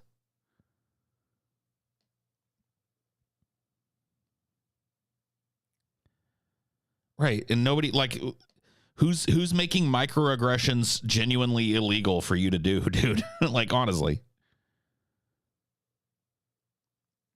What's the issue with the word? I hear people bitch about it all the time. I don't know, honestly. Like, looking it up, let's look at another dictionary. Maybe there's a more offensive. A microaggression is a comment or action that negatively targets a marginalized person or group. A microaggression can be intentional or accidental. It's a form of discrimination. So, right. So it's talking about you saying something like, you people to blacks or whatever, right? If you walked up to a group of black people and you were like, oh, you know, you people are always this way. Like, it's not an inherently, like, you didn't punch them in the face, but you said something that, you like, would probably provoke some fucking anger in them and could be seen as like incitement. How is that in any way aggressive? Because it's implying that they are different than you. They're like a different class of animal than you. You people is insinuating that there's some huge gulf of difference between a white person and a black person. No, I mean, he may be trolling, but there's, like, honestly, like, he's trolling in a way. There's a lot of people that genuinely believe this, that, like, will talk to you this way. So it's worth responding to.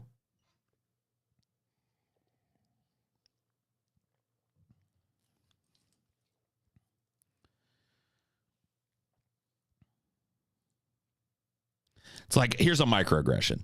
I had a friend who was half African American, right?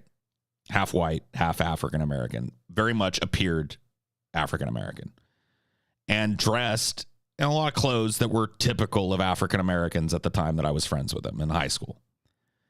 The first time I brought him over to my mom's house, right? She immediately started this uncomfortable conversation with him about his shoes that basically culminated in, like, why do y'all have to wear shoes like that? Why do you have to wear stuff that's so outwardly black? Basically is what she said. Now, I honestly don't think my mom meant any fucking harm with the question. But by the same time, it was uncomfortable and kind of anger making for my friend, right?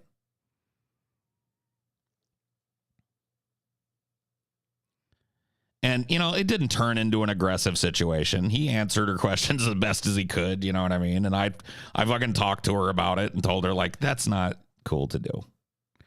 Like, why don't you try to not call attention to the racial difference between, us and him every time you see him? How about you just talk to him like a normal guy? Because that's what he is.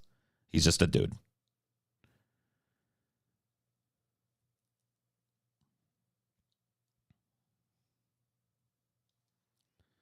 Saying things like that gives off an air of superiority. Well, I mean, it just almost implies just base ignorance. I don't even really think it came off. Well, maybe. I guess you're right.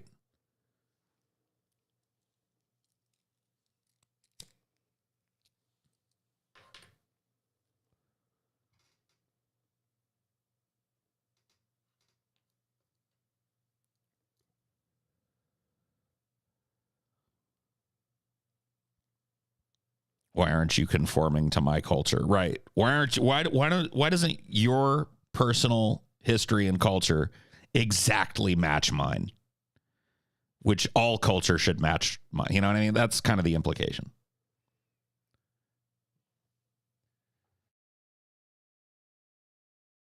How were they black shoes? They were like flashy, colorful sneakers. You know what I mean? Like basketball type shoes.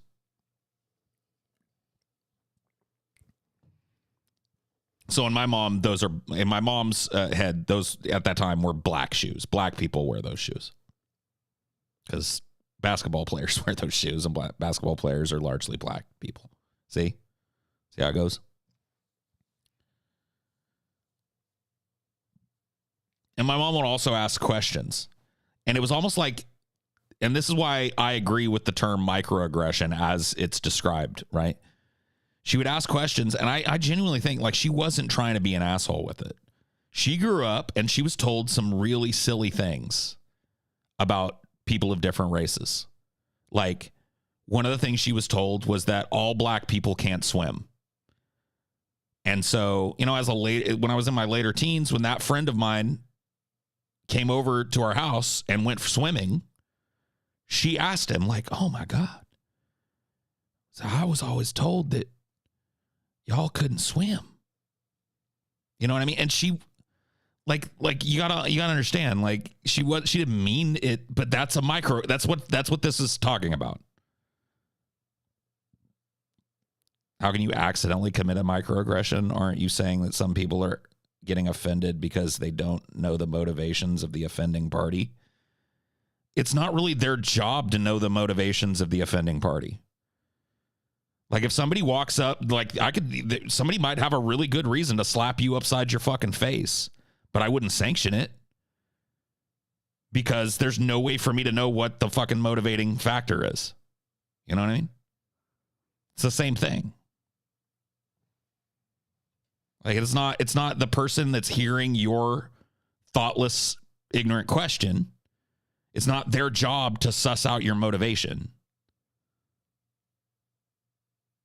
Sorry, that's on you to like explain or imply with your language. That person didn't ask you for the commentary. She's totally in good faith when she asks. But that's why I agree with this word's existence, because that's exactly what it is. When a black person is just sitting around enjoying themselves and they have to answer a question about some ridiculous fucking scientifically illiterate bullshit that a person was taught their whole fucking life, it's just not that's not fun at the fucking pool. You know, that's not fun at the barbecue. You don't go to the barbecue going like, man, I hope 5'10" white people ask me like if black people can actually swim. Right?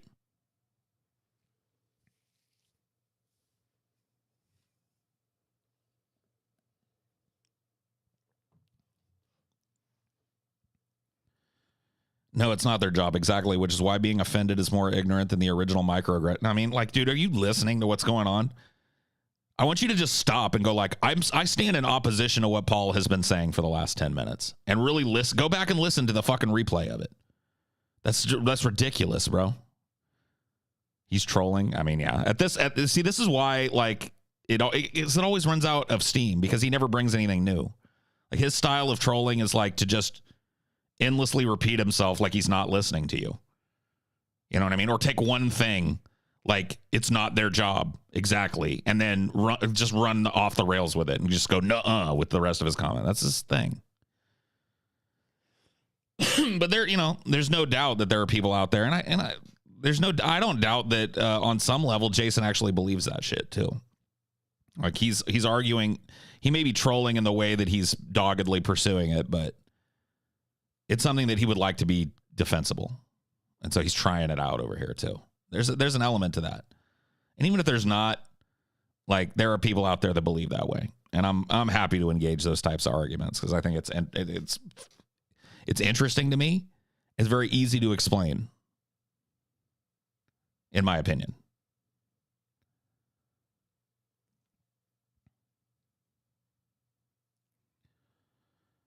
No, I disagree with you is not an indefensible opinion. It's an indefensible opinion at the end of the conversation that we've just had over the last 10 minutes. Because you provide absolutely no refutation to anything that I say. And you just basically say nuh-uh, and you continue to doggedly pursue nuh-uh. I mean, that's your choice. But at that point, in a conversation, your position becomes indefensible. Or at least indefensible with nuh-uh. Like, you got something to say about what I've actually said over the last 10 minutes? You got a direct refutation or a counterexample or anything? Like anything? Other than no.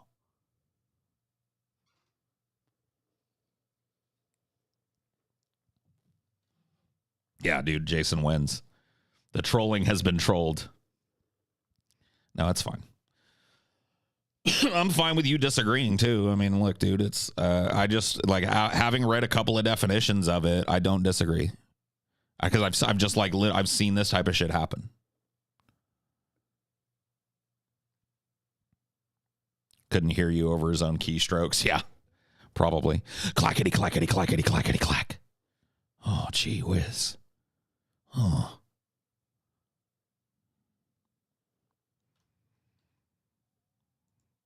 You know what, Jason?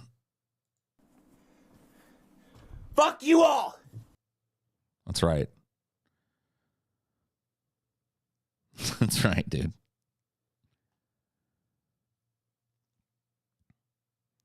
That's fine. You think that aggression is something that always has to be physical, and I don't. I think that there are ways to be verbally aggressive and non-verbally, but aggressive and also non-directly violent. So I have what I would consider to be a more broad opinion of the term aggression than you do. To you, aggression just means chimping out on somebody, punching them in the face, dragging them around by their hair, gouging their eye, kicking their groin or some shit. Like you don't think that there's any non-physical form of aggression, and I disagree.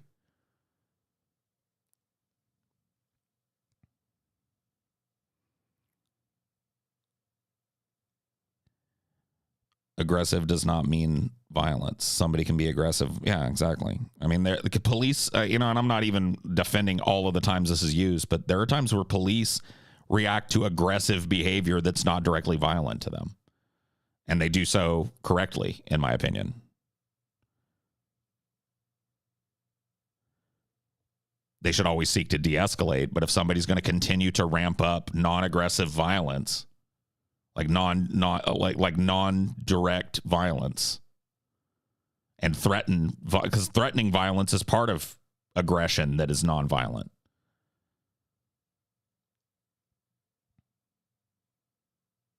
No, I didn't forget that you said threats are verbal aggression. But that's what your whole fucking shit falls apart after that. Like you're disagreeing with the term as it's described, and I think I gave a pretty good fucking defense of why it exists and why I think it's a valid term.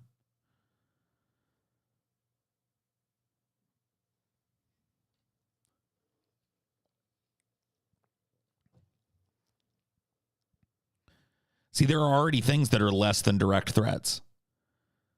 See, you've got this black and white shit, and this has been a thing with you for quite a long time. I've known you quite a long time, Jason. And you tend to think in very stark black and white.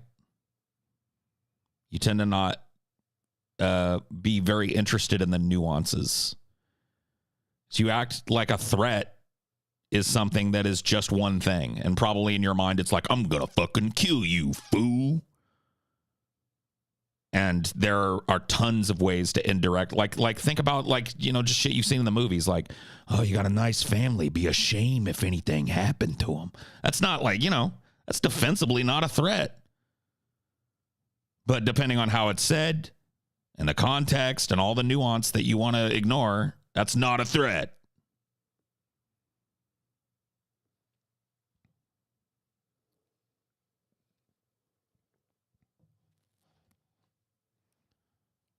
So that's an indirect threat. So that's already implying that a threat is something far more nuanced than you're giving it credit for, which is where this whole microaggression term lives, in the nuance.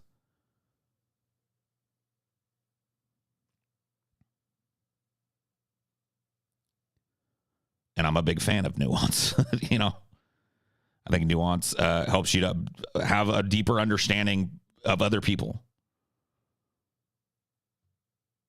Does an indirect threat contain the word that you're saying it isn't? Am I being trolled? Huh? Right, yeah. But that's the thing, Jason. So is an indirect threat violence? Is an indirect threat aggression, therefore violence, in your opinion?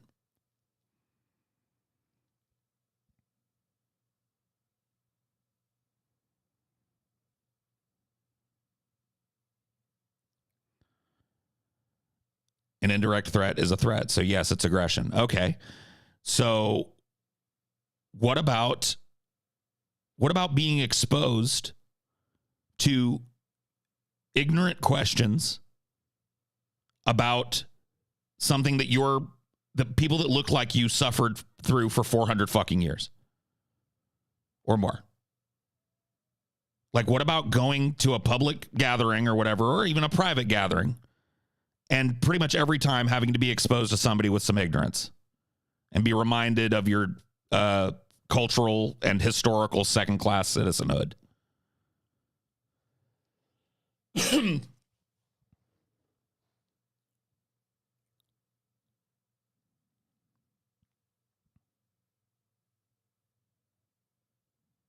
See, that's it lives in the nuance. You already said your mother had, her innocent motivate. Aren't you a Bible person now? The road to hell is paved with good intentions. Can you tell me what that means? Because hey, you're the guy that you go with the biblical shit now. The road to hell is paved with good intentions. What does that mean? See, we're back to the fucking sticking point of it being my friend's job to interpret my mother's clownishly racist motivation. So it's his job to interpret something that's wildly offensive to him as good-natured because that's how my mom meant it. When the real fucking answer would be just not saying the stupid, ignorant thing to every black person you see.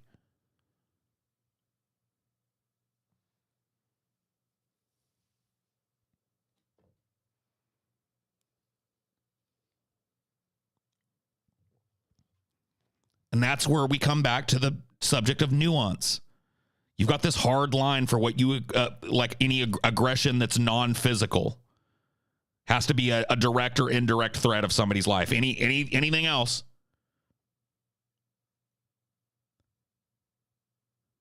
And I don't see it that way. I think there are plenty of ways to be aggressive and passively aggressive that don't include threatening somebody's life. I think I've described several of them here tonight.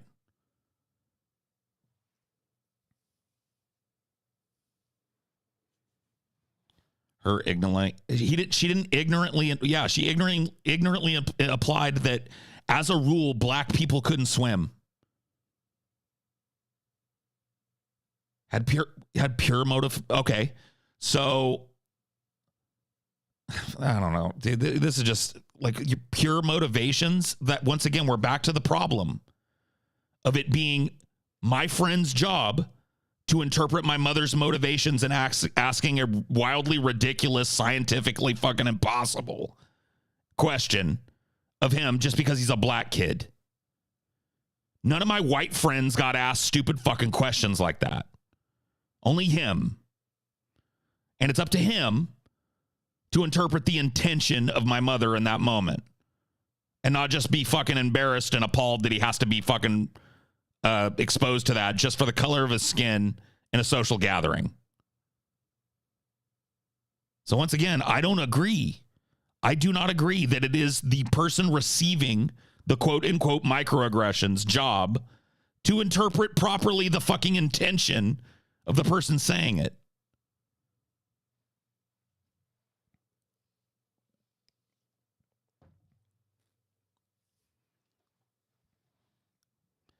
You can look, dude. We disagree then. How's that? You think that aggressions have to involve, like, for somebody to be non-physically aggressive, that they have to directly threaten somebody's life or indirectly threaten somebody's life? And I don't. I think that you can say, okay, so let me ask you this. And I'm going to say the fucking word. Well, I shouldn't say it, but it's going to come out stupid, censoring it. What if you're a sheriff and you're like, hey there, N-word? You're not threatening anybody's life, right? He didn't say we're going to kill you. He just evoked an old slave days word at him. Aggressive or not?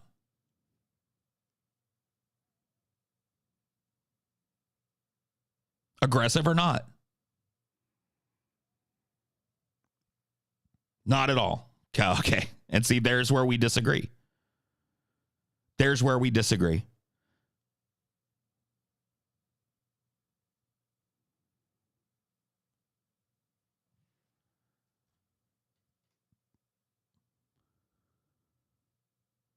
He said no. I know. Isn't it great?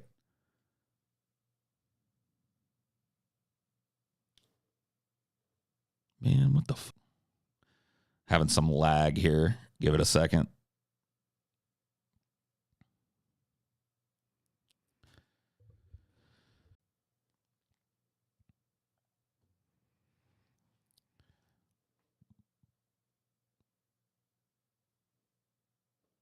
Okay. Well,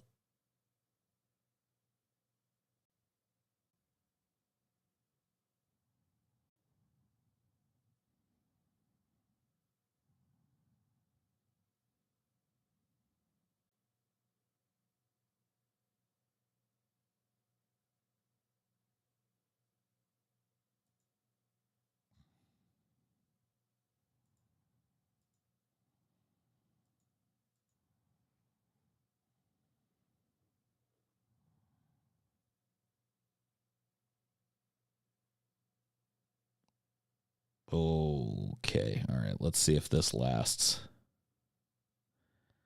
I think the bacon might be sizzling again. Dude, I have I had no clue what was going on there. And I don't know if it's going to hold up either, to be honest with you. It looks like it's stable now, like bitrate wise or whatever. So that's good. But yeah, for a second there, it was probably just my internet provider having a little fart or whatever the fuck.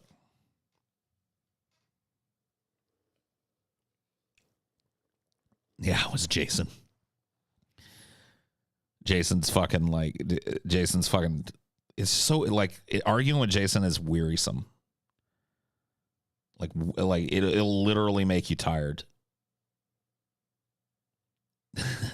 Wearisome.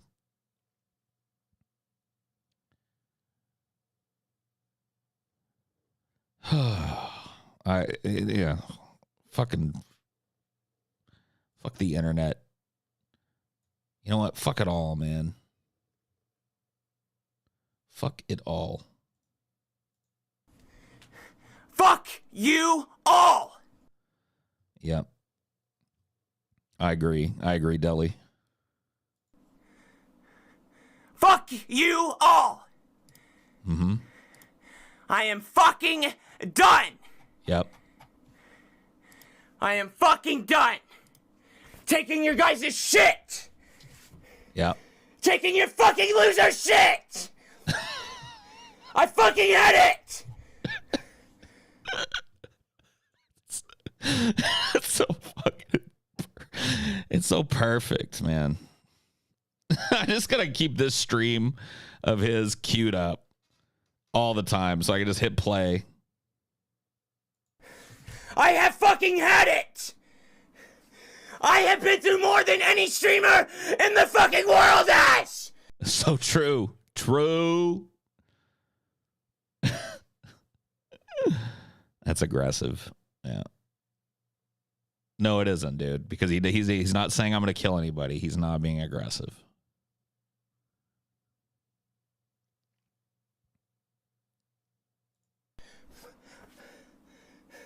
Fuck you all!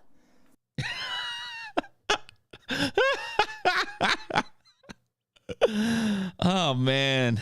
Oh, boy. Oh, boy. Oh, man. I love him. You got to love him. Well, I want to see if this is going to stay stable before I start a movie, because it would really suck if we were like a tenth of the way into a movie or halfway through a movie and then this fucking shit craps out again. I can't promise it's not going to do it, but I just want to hang out for a little bit longer, maybe take another pee real quick, go refill my drink, and just want to make sure it stays stable throughout that. And then if it does, then we'll watch a little bit of a movie. And if not, then we'll have to do it another time.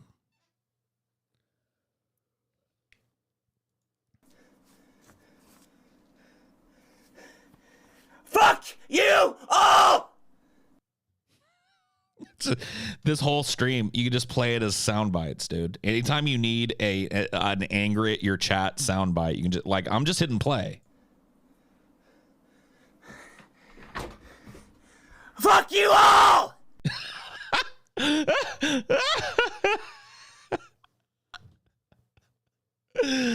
Oh shit. Oh shit. Oh man. It does. It just gets better because he gets more. Each one sounds twice as angry as the last, Yeah, put your lols, you fucking loser! Put your lols, you fucking losers. That's right. Put your fucking lols, you losers. He is saying it with his chest, dude. That's just raw, lung bleeding screaming that he's doing, man. I've done that a few times on the show, and I gotta be honest with you, I really try to avoid it because it never turns out well for me. I've blown my voice out doing this internet shit, especially in the early days. You guys remember that, those of you that were around way back in the DP days, there was a whole era, maybe not an era, but there was a whole week and a half where I talked like some kind of fucking New York mob boss or some shit. I can't redo it because I had blown my fucking vocal cords out.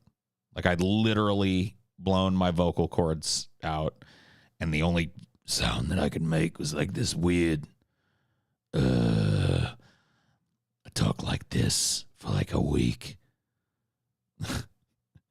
That's the closest I can come to doing it now,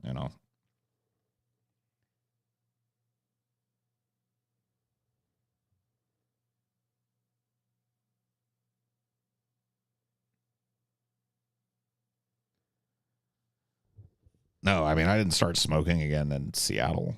I didn't start smoking again until, I don't know, 3 years ago or something like that. 2 years ago, 3 years ago. What movie do you want to watch? I mean, I don't really want to watch it, but we're going to do it. We're going to watch Manos, The Hands of Fate. It's in the public domain, and we're going to give it a try.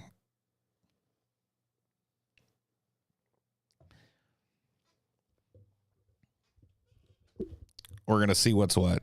But yeah, I mean, the heavy smoking I was doing, especially when I first got to Washington and shit, did not help the vocal problems and shit. But I really think I like over the course of the first few years that I did that job, that I wounded my vocal cords like irreparably, because my voice has never quite been the same. Like I get vocal fry like a lot more now. So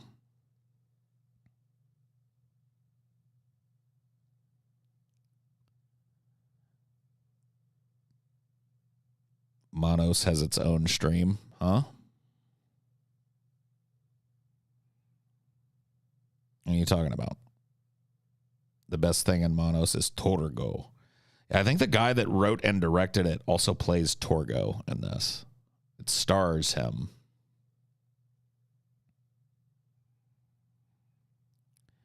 It is it's a really bad movie. I mean, it's not people aren't overstating when they say Manos the Hands of Fate is maybe one of the worst movies ever made, but it's got a like, I don't know, for me it's got a little bit of there's something to it.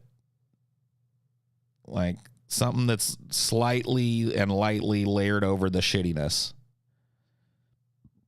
that makes it at least interesting to look at.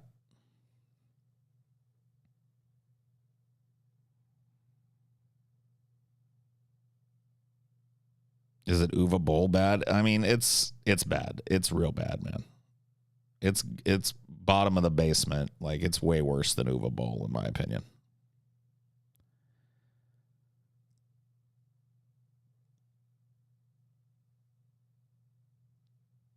Does anyone else salivate when seeing the bacon grease? Oh yeah, me too, dude. This bacon is coming along nicely, but hey, no, it's rare. You can see it needs some more time.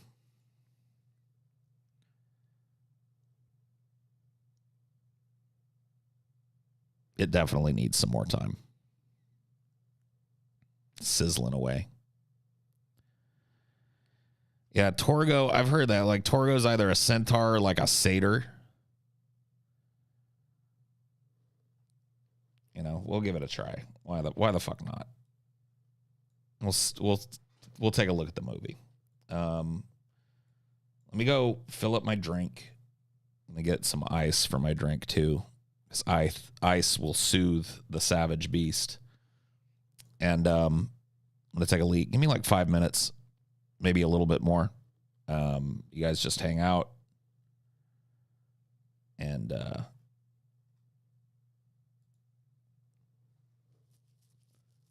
we'll see what happens. I'm gonna take the chat down though, so nobody gets me banned.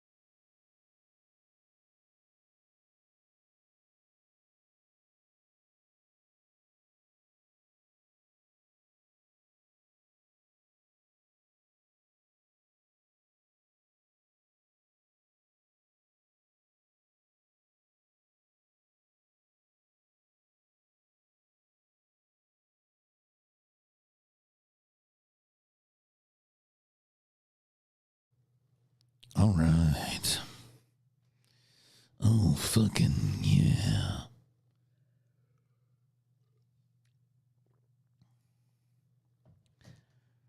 It's time for us to jump back on the horse.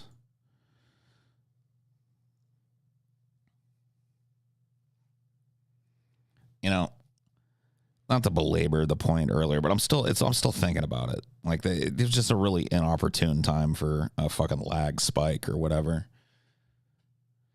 I have genuine empathy for people who grew up different in this country because I didn't. And I can like qualitatively see in society that people that had different skin colors, different national backgrounds and shit than I did, being a little blonde-haired, blue-eyed kid, had a profoundly different social experience.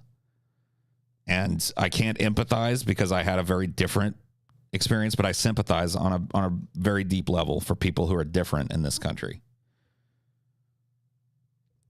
Racially, with regards to their gender orientation, sexually speaking, like I have a deep empathy for people that are on the outsides of that.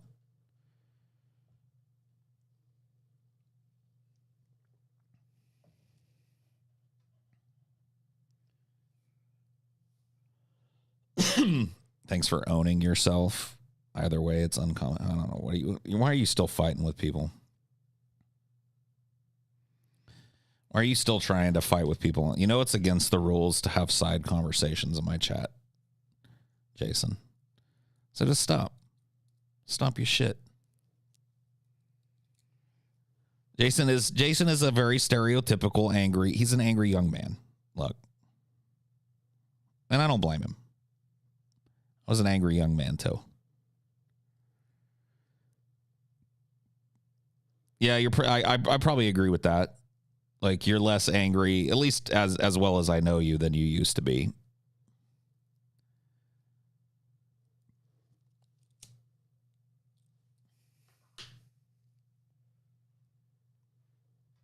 Why is Jason so angry? I don't know.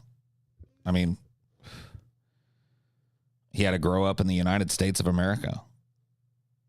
Need he any more excuse than that?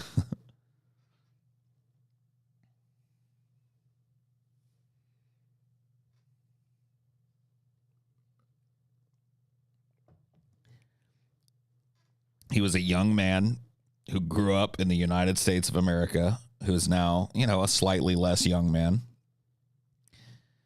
And men, I think, in this country tend to carry a lot of anger with us. I don't think it's an outsider thing for a man to have anger problems. I don't think every man has them, but I think men, and a whole lot of women too, carry a lot of anger with them into their adulthoods. I have empathy for that because I'm one of those people. Despite having a remarkably privileged upbringing when it came to, the toys I had and the vacations I got to take with my family and stuff like that. I had a lot of hard times too. I got to watch all of that go away.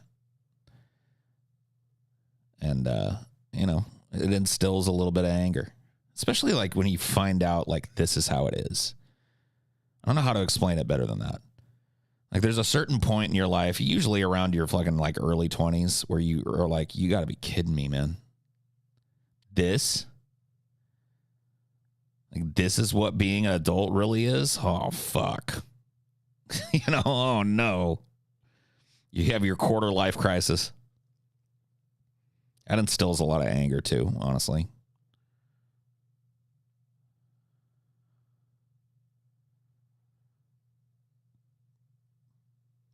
Well, I mean, look, I think anger manifests itself differently in different people. You said you're an angry person. You grew up in the projects and you have a lot of anger, not about the stupid shit, Jason. I mean, I don't know that, like, I think that Jason's anger manifested on this topic. It's probably not directly about the topic. You know, anger tends to be misdirected a lot or misapplied a lot. And I think it can be very easy to get into an argument like this and feel like it's the end all be all type of argument, you know? And really, like, I think if you drill down, there's other things going on that have caused you to be kind of aggressive and angsty.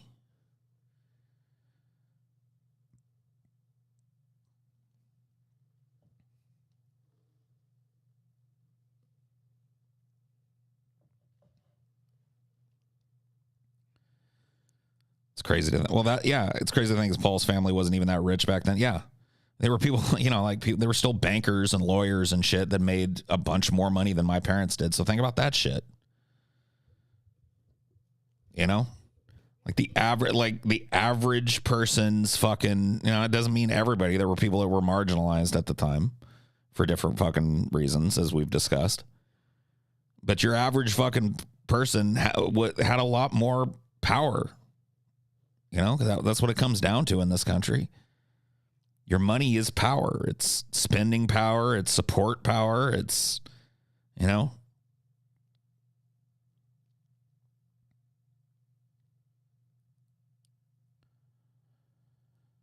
People don't want to be made to feel like they're the bad guy for the fact that they're complicit in bad systems and harmful paradigms, but we all are, and we have to own it for sure. Yeah, that's true. Nothing will get better if we don't. Like, that's the first step, is acknowledging that not every cultural aspect that you were raised with is good. And modern life is filled with a lot of people who have to be complicit in what ultimately amounts to the destruction of the planet, at least as a livable planet for us. You know, and we all, like, if we don't admit our complicity in that, because we all buy the fucking plastic bottles, you know, we all use the toilet paper.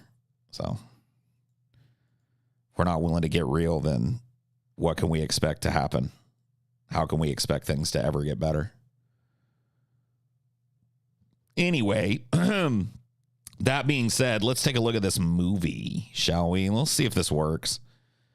I know for a fucking fact that this movie is, you know, copyright free. It's in the public domain.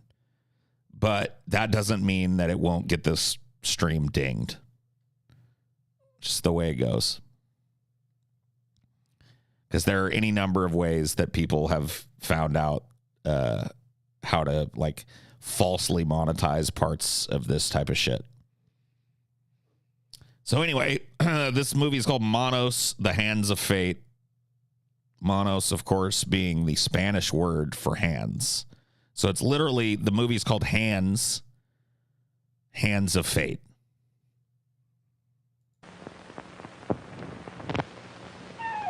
We're almost there, honey. Just a little while longer and your vacation starts. I'm getting home, Mother, and hungry.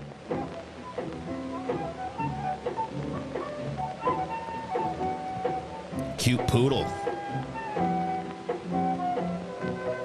We should be pretty close right now. The agent said it was about 12 miles from Highway 10, and that was Highway 10 back there. But you know, we should have asked for better directions at the last gas station. Listen, I've never gotten us lost before. Dude, this is Mommy, riveting. I'm cold. Okay, Debbie, I'll put the top up. I know, this Never mind, 60s Mike. Maybe music, come up with it man. between us. It's all throughout this, too. It actually gets worse. But yeah, this jaunty, like, fluty 60s music that plays in this, it's a Now that's vibe. better, baby. Why don't we sing a song to help pass the time?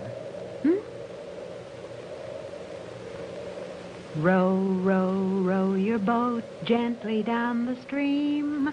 Merrily, merrily, merrily, Dude, merrily, like Troll 2 has this exact scene Merrily, merrily, merrily, life is but a dream. where they subject their kid to calm him down to row your boat in the round. Merrily, merrily, merrily, merrily. Do, do, do, do.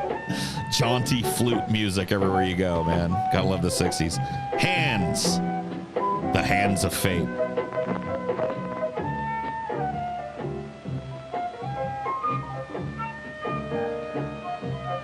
Oh, shit. Bacon on your 6. Highway hog. Look out. Oh, fuck. And them fucking 10-gallon yokel hats, too. You know you're in trouble. All right, mister. I see you have a taillight problem. No excuse. Running late, first vacation, kid getting tired. That's too bad. Well, can't you give us a break, officer? Well, all right, all right. Sure do appreciate it. We are running kind of late. Okay, but if you're running late, you should have started earlier. And riveting scenes. No tail light. Have it fixed. Thank you, officer. Hey, you got some white privilege right there. Dude, if that was, hey, not to tie it in with what we were talking about, but when people say white privilege, that's what they mean. Because, dude, if this is a black family that got pulled over in a car in Texas or wherever the fuck this is set, in the fucking late 60s, yeah, there would have been a fucking beating at best. I mean, still today, in a lot of these counties, it would be a beating. That type of shit does happen to white people sometimes, though. Cops pull you over, and they're just like, oh, I'm going to give you a slide on this one, man. Go get your taillight fixed, all right?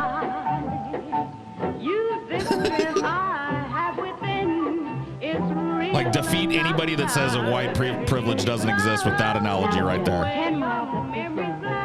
Try and find a black person that's ever been driving around Texas and got pulled over by the cops, and it ended with, you know what, I'm going to give you a break on this one. What is this? Let's see. Everybody was tripping too hard in the 60s and early 70s, man. It sounds like some acid shit.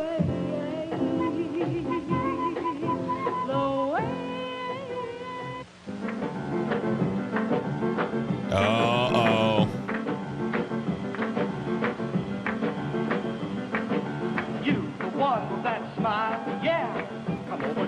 Oh, damn. Caught a little bit of the old motion potion, huh?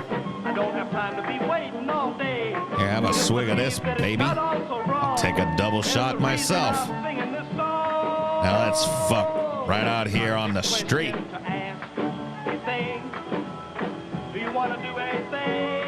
Yeah, dude, our grandparents bopped to shit like this, man.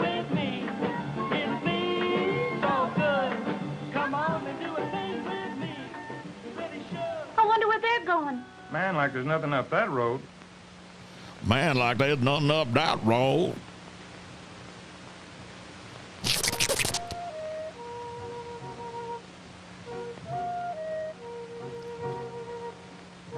This type of shit is pretty common in really bad movies. These like long sequences where really nothing's happening. It's like, we got to pad this out somehow. So let's just play all the B-roll, you know? We shot a lot of this car driving down the dirt road stuff. Let's just play it all. Now look, the sign pointed this way. Mike, let's go back to the crossroads and ask those kids. We can even dub over some dialogue. Okay, but I know we can't be wrong. Look, the sign pointed this way. Yeah, this flute solo, man. This flautist, man. What the fuck, man? They got a world-class flautist on deck here.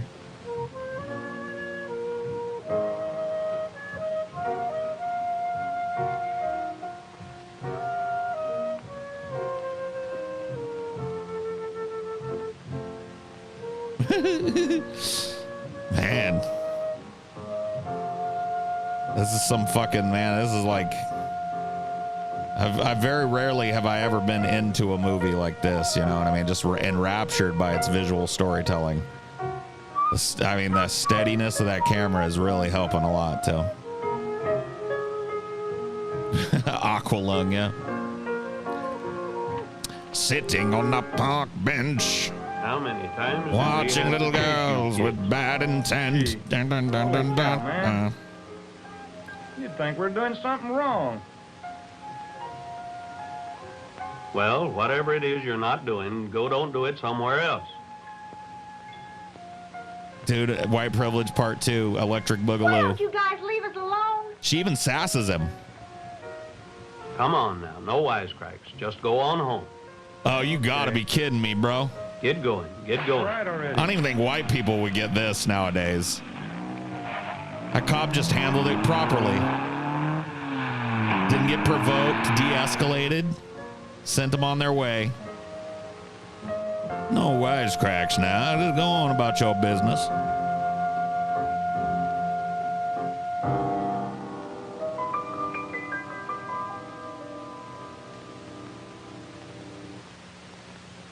Yeah, based cop, I know. Seriously, this cop is so far, he's been a real reasonable gent. I could have sworn we didn't make a wrong turn. You must have. Where did the road go? No need to get upset. We'll find it. I don't know what kind of car that is, but it is pretty neat. Looks like a big old boat.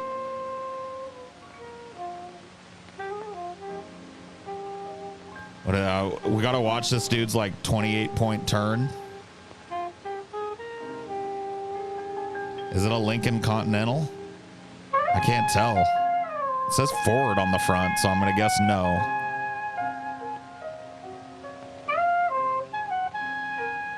Where did this place come from? It wasn't here a few minutes ago. I don't care. Let's see if we can get some directions.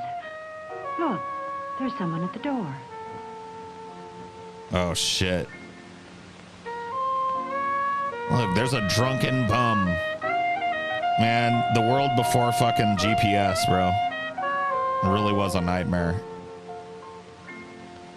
Well, now I got the clarinet going, you know. The flute guy got his chance for a while. Now I got the clarinet guy going.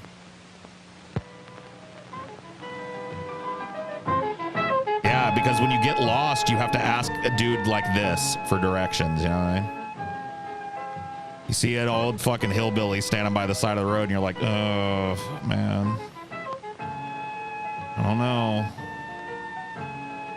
Does kind of look like Jude Law. Nowhere near hot enough, though.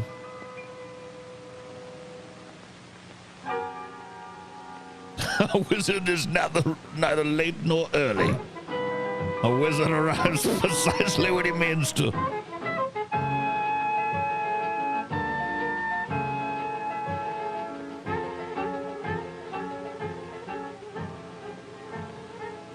I am Torgo. I take care of the place while the master is away.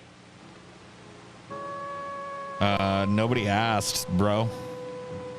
We're just trying to find the I-5. I'm not sure the master would approve, or the dog. The master doesn't like children. We only want to know where Valley Lodge is. Which way do we go? There is no place like that around here.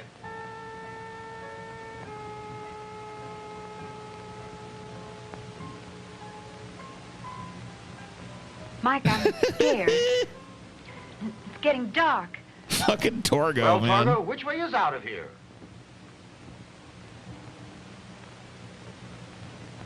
There is no way out of here. It will be dark soon. There is no way out of here. No way out?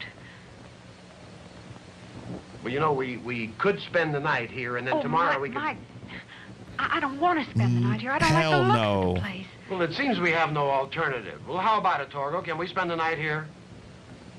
I know, man. He's like, he's on Flocka or something, you know? But, Mike, I don't want to stay I don't think they here. had Flocka back in the day. And the master wouldn't approve. Don't worry about it. We're here now, and I'm sure the master won't throw us out. Well, how about it, Torgo? I don't want to stay. Let's leave. I don't know about it. I just don't know. Even Torgo's trying to convince him not to do this.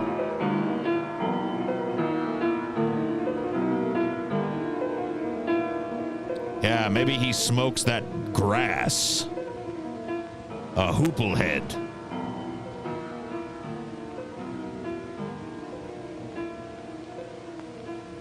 Yeah, but this dude is not, yeah, he doesn't like taking advice from his woman. You could tell. Very protective of that. So he's going to sleep at this fucking weird hillbilly's master's house despite everybody telling him no. Well, Even Torgo, his little in or daughter out? is like, I'm not going in there, Dad. Come on. And the dog doesn't like Torgo. Very well. The master will be very disturbed.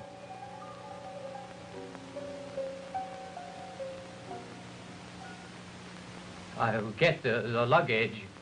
Oh my God, bro. He's got goat legs. Torgor, we'll stay tonight, and then tomorrow... You cannot stay. The master would not approve.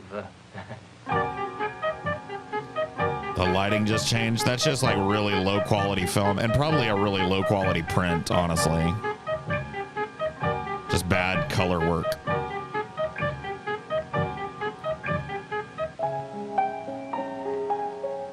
Wow. Broad, just make yourself at home, huh?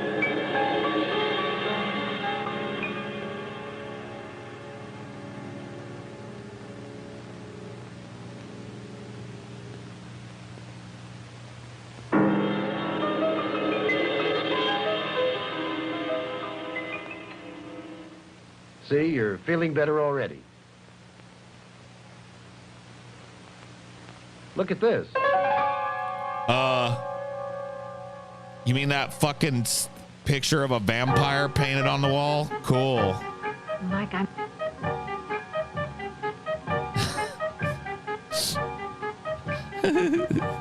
Fucking Torgo.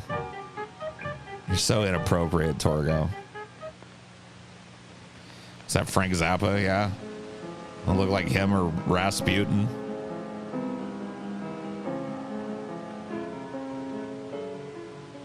Like late 90s, kind of looks, oh yeah, kind of looks like evil Freddie Mercury or...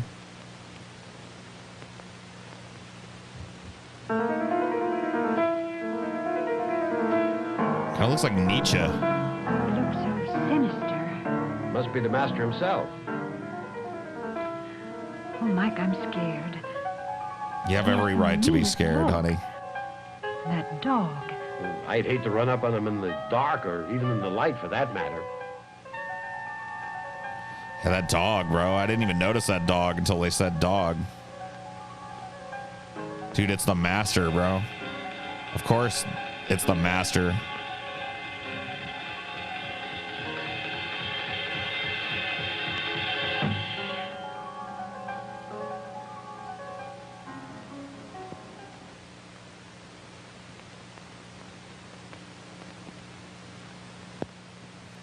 See, that poor dog does not like being manhandled like that. You can tell. He has left this world, but he is with us always. No matter where we go, he is with us.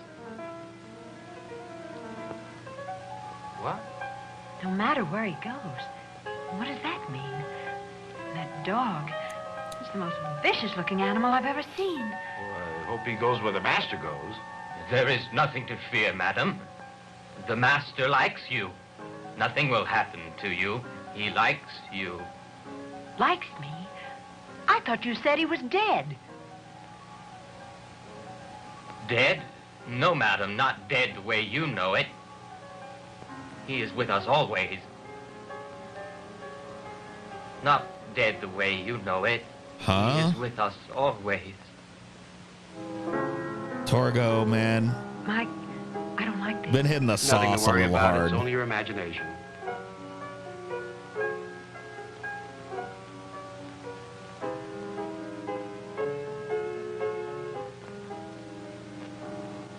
Bad edit. I mean, yeah, this has got like, it's got like awful editing, of course. I think that it's best that I show you to the bedroom now. Okay, Torgo. We'll be right there. Oh, my God. Mike, what was that? Probably some animal in the desert. Nothing to be afraid of. I'm scared, Mike. Dude, what a couple of pussies. That little girl just slept through it. You guys are scared shitless of it? Come on. Okay, if it'll make you relax, I'll go out and see what it is. Oh, she's awake now. Got it. Some good editing there, too.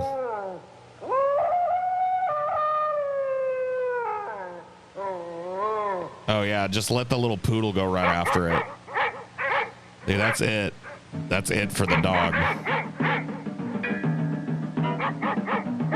I heard... Stay here. Get back into the house.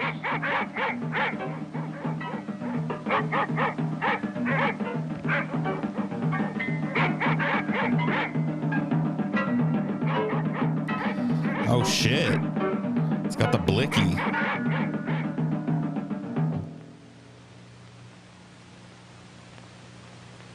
Come strapped to the Oh man. Get back in the house, damn it. My God, Mike, what happened? He's dead. Pepe's been killed. Get back in the house, honey. Mike, what kind of place is this? My God, what kind of place is this? I'll take Get in the care of car and everything. drive out of Get it. back in the house. What? Get back in the fucking weirdo vampire house? Alone? With Torgo? Man, fuck that poodle. What's he got to go back out there for? He's got like a wife and kid.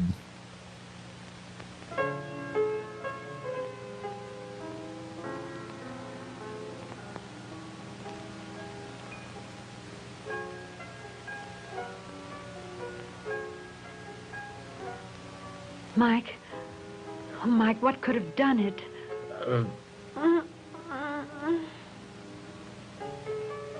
Honey, it was probably some animal from the desert. This place must be full of them. Dude, the only thing that we've seen of this place is a dirty couch and that fucking portrait of a vampire. Mike, And it's got to be like the cheapest set of a movie ever so far. Okay, honey, we'll leave right away. Where the hell is that caretaker? Targo! Targo!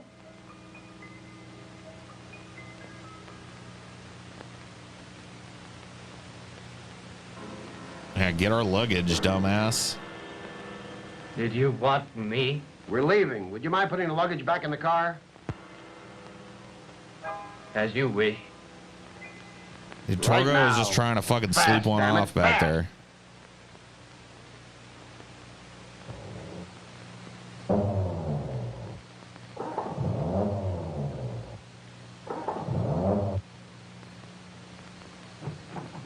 What kind of fucking audio was that of a car trying to start? Didn't even sound right.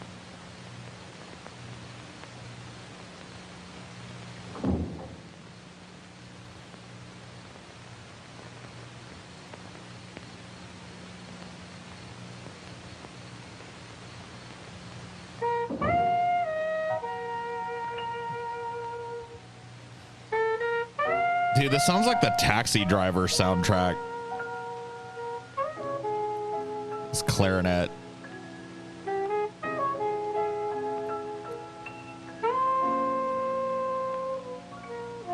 I'll be glad to leave. I've had all of this place I want. Martin Scorsese Madam, presents it would be very dangerous to leave now. Taxi Driver. The master wants you. Wants me? What kind of talk is that? He wants you for his wife. He loves beautiful women. Man, Torgo's gonna get a fucking fist to the face if you don't stop his shit.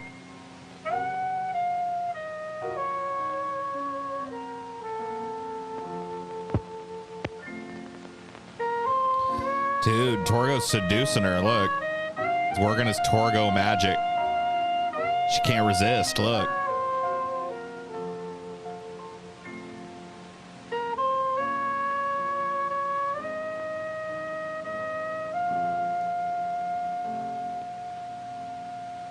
That Torgo is fucked up.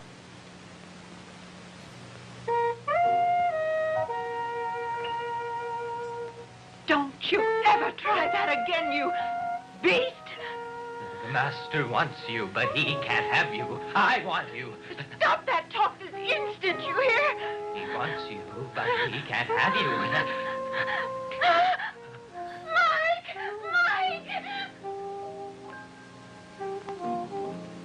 Dumbass Mike's out there trying to fucking shine a light. Like, dude, just looking at it ain't gonna help nothing, man.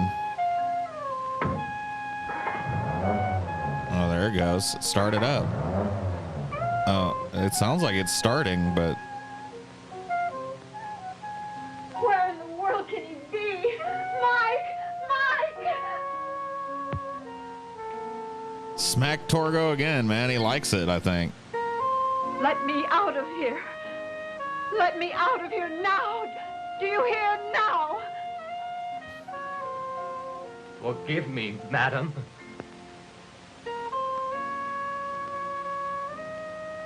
I meant no harm.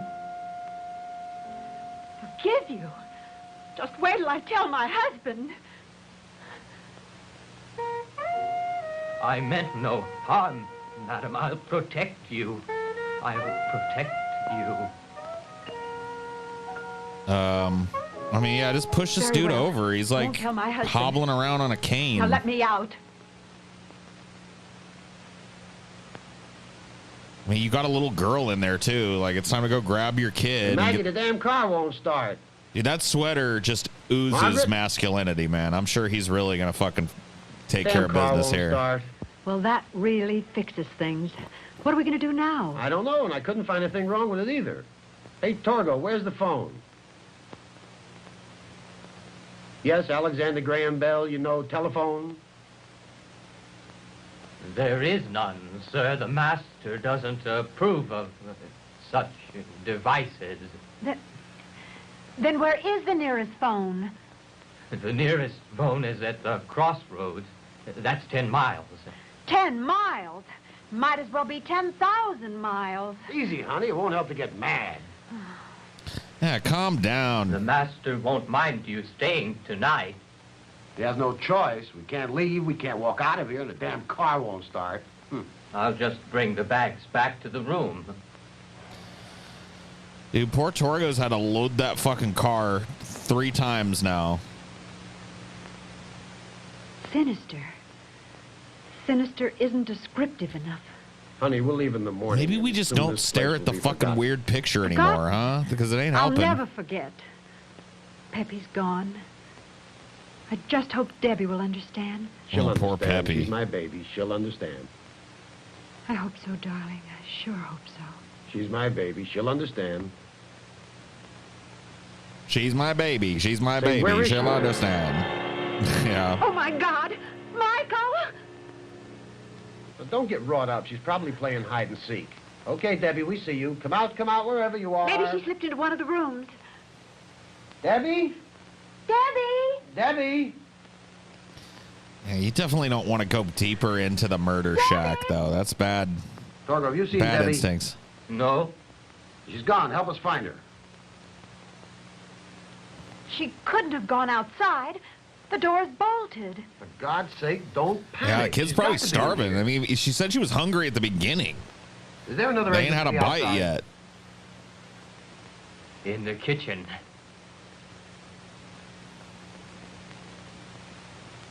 That door's bolted, too. Outside, Mike. She's got to be outside. All right, we'll look outside for her. Debbie? Okay, we will Debbie? look outside for her. Debbie? This dude Debbie? thinks every problem is solved by shining a flashlight Mike, at I'm it, you know? scared.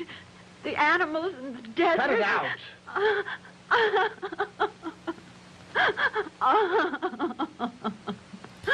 I'm guessing the acting didn't cover a cry, so we had to cut away. We'll find her. Don't worry. Oh, God. Yeah. Wow. This is just... Man, this is fucking bad, man. Debbie? Dude, we're not even halfway done with this Debbie? fucking movie yet, dude. Can you believe that shit? Not even halfway in, man. Dude, I feel like we're at least 2/3 of the way through this, you know? No. Not even half. Mike, it's the dog from the portrait. Stand back, Debbie. Stand back. What do you mean? She looks nice.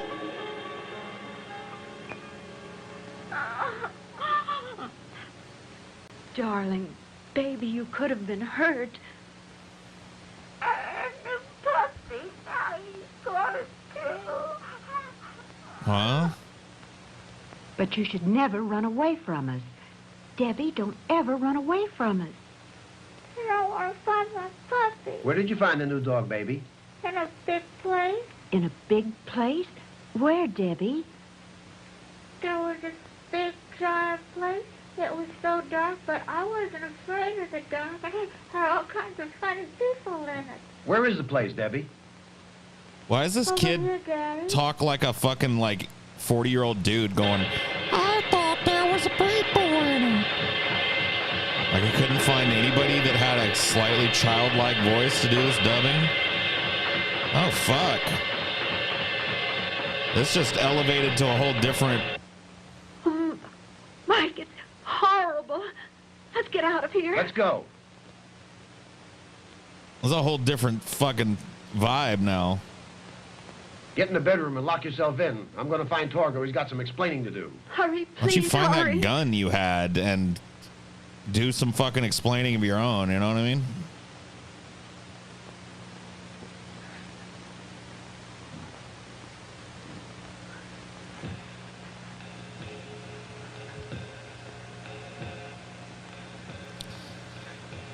Torgo's still wasted. I want her. She's mine, mine, mine. Do you hear? I want this one. You have all the wives you need. She's mine. Look!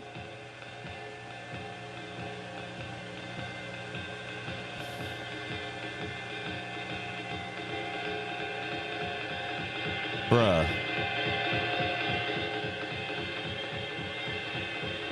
Oh, you pretty ones. Let me see how good you are. I won't need you anymore. I have my own life. I won't have to come in here to dream of having one of you. You're the worst. You were his first wife. He doesn't want you anymore. Now even I don't want you.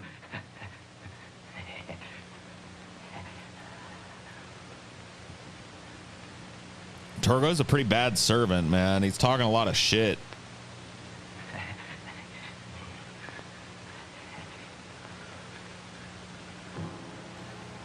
Yeah, he's an incel. Oh, what's he doing? I thought he's just creepy with every woman, isn't he?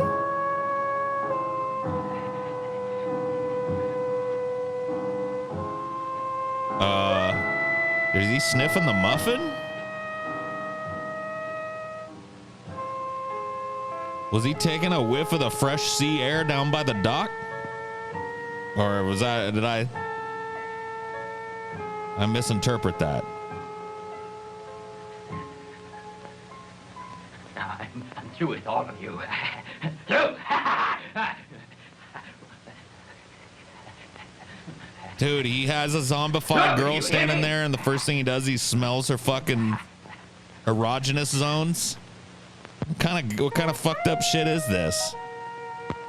By the way, that Torgo guy, he wrote and directed this film.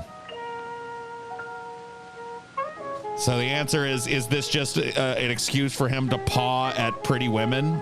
The answer is probably yes.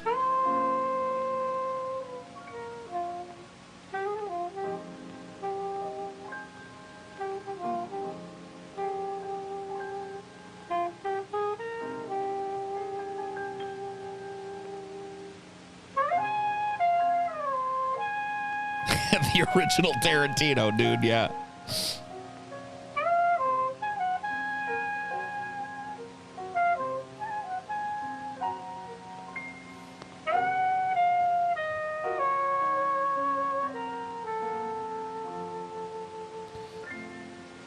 Oh my God, Torgo, dude, you are hard up, man. You need to calm the fuck down, bro. You're just taking this to more and more inappropriate places, Torgo. Huh? He lightly tap him on the back of the head with a piece of styrofoam, or what did I just see?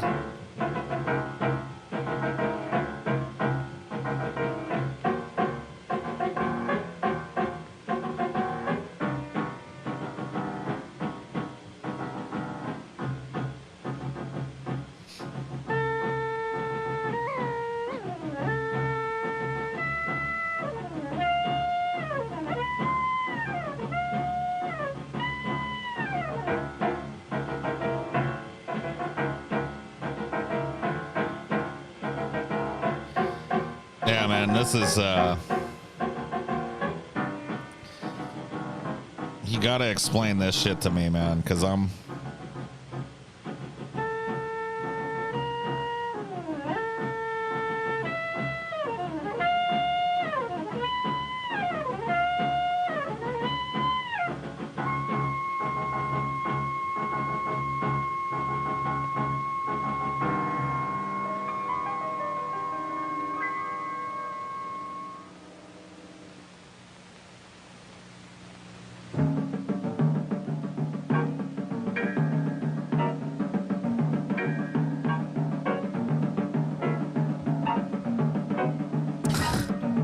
It takes two to Torgo. Oh my god. Dude, this movie is eternal, bro. And a lot of this could be trimmed, man. Come on, trim this down.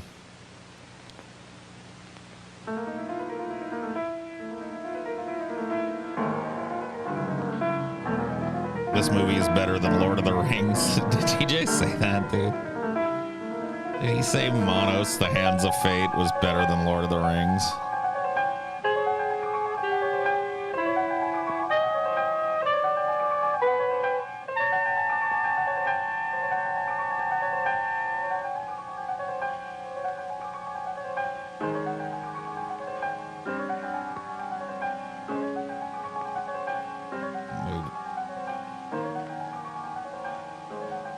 Something tells me that the master is not... I think that might be the same guy that plays Torgo, bro. Just in a different get-up. Maybe I'm wrong. What's going on here? And these people are still sucking face on the street? Dude, I gotta tell you, man, I like kissing and stuff, but I can't sit around all fucking goddamn day and kissing. Man, my lips would be tired by now. They're still drinking too? It's been hours, man. It's been hours. Just all day and night sucking face.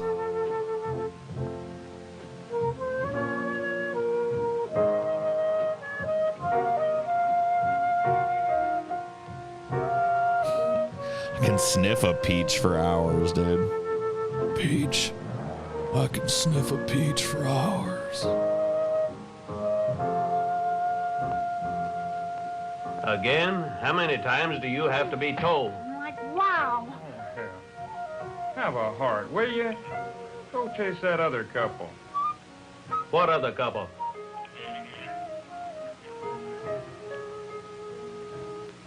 Those idiots that went deeper in the desert.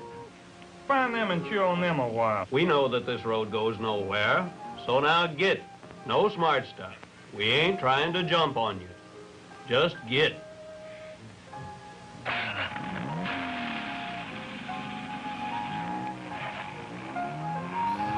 I mean, this is a small town Texas cop. They ain't got much else to do, you know?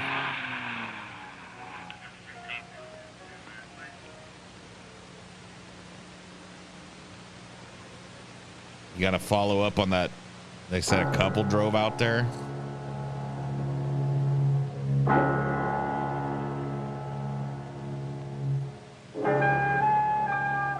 And is the master a trim sniffer too? Or is he more well put together than Torgo? It seems he's got a little bit more grace than Torgo does, but I don't want to prejudge.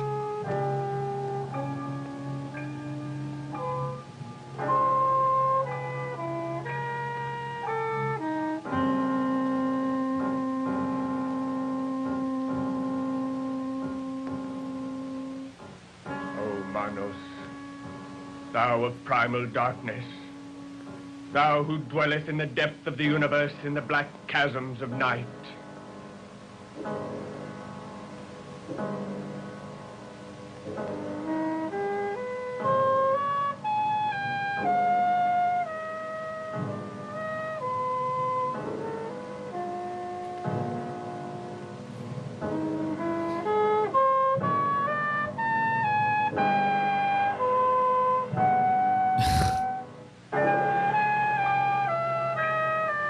Thou who bestoweth the mother darkness upon thy faithful, to live eternally in her keeping. I like his robe. Thou dost make him most blessed forever. And thou who dost curse with eternal burning light those who transgress against thee, holy art thou, holy art thou, holy art thou. Manos will be done. Thy priesthood remains steadfast, thy priesthood remains constant, thy priesthood remains righteous. Thou hast taught us, O Manos, and we have listened. Give ear to our words, O Manos, and hear us. Hear us, hear us, for we are faithful, and thou art our God. Arise, my wives, give ear to the words of Manos. Arise, my wives, and hear the will of Manos.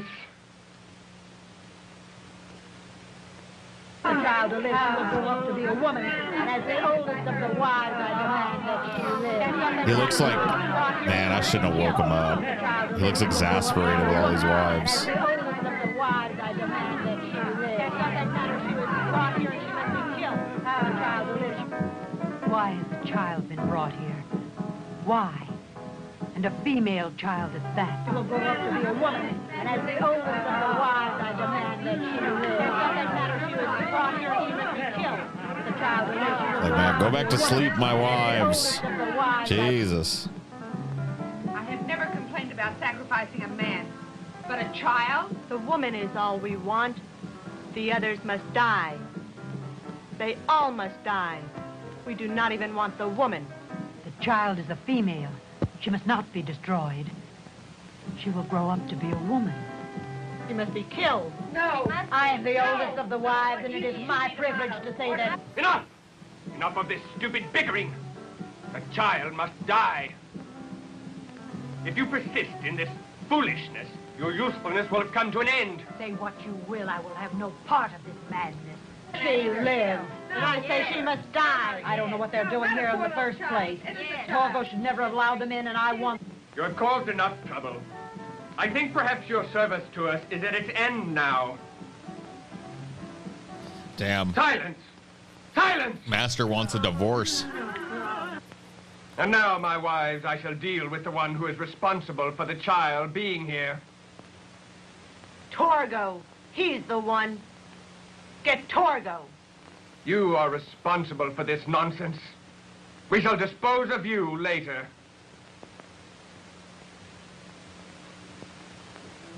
It is a terrible mistake. The man, yes. The child, no. Silence, Maybe she's hose. right. Maybe we should spare the child. It is against our will that we Now is stay not here. the time Do for not hoe make shit. the child die to satisfy him. He does not need any more wives. Yes, he has no more time. Older wives. Just the newest. Huh.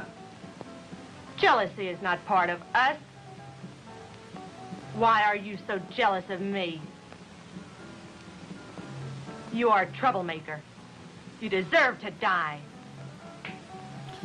Oh, shit. Die. I may die, but I do not care. The child must live. She is right. We will not kill the child. Wasn't But that the chick Manos that was would not saying we gotta approve. burn the kid earlier? The law of Manos exists for us only. Manos loves women. She will grow up to be a woman. She may. Manos, the slap of fate right there, man. When the master hears of this, he will be furious. You are all mad. Mad, the whole lot of you. The man, yes. The child, no. Man. Dames, they just can't get together, you know? You get more than 3 of them in the room, and this is bound to happen. It turns into Lord of the Flies immediately. We gotta consume one another now. Too many dames in this room. Damn. Man, they're throwing a real ass beating here.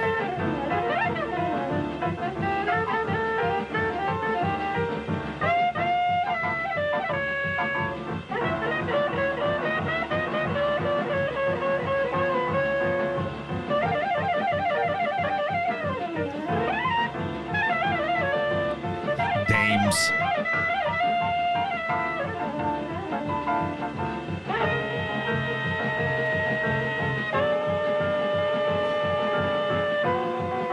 Wish we could get Joe Rogan to commentate this fight, you know?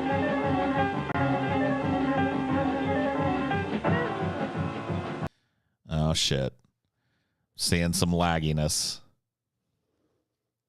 Let me pause the movie for a minute and see if this irons itself out. If it doesn't, I might just end the stream and we'll do it with, like, have an intermission, you know?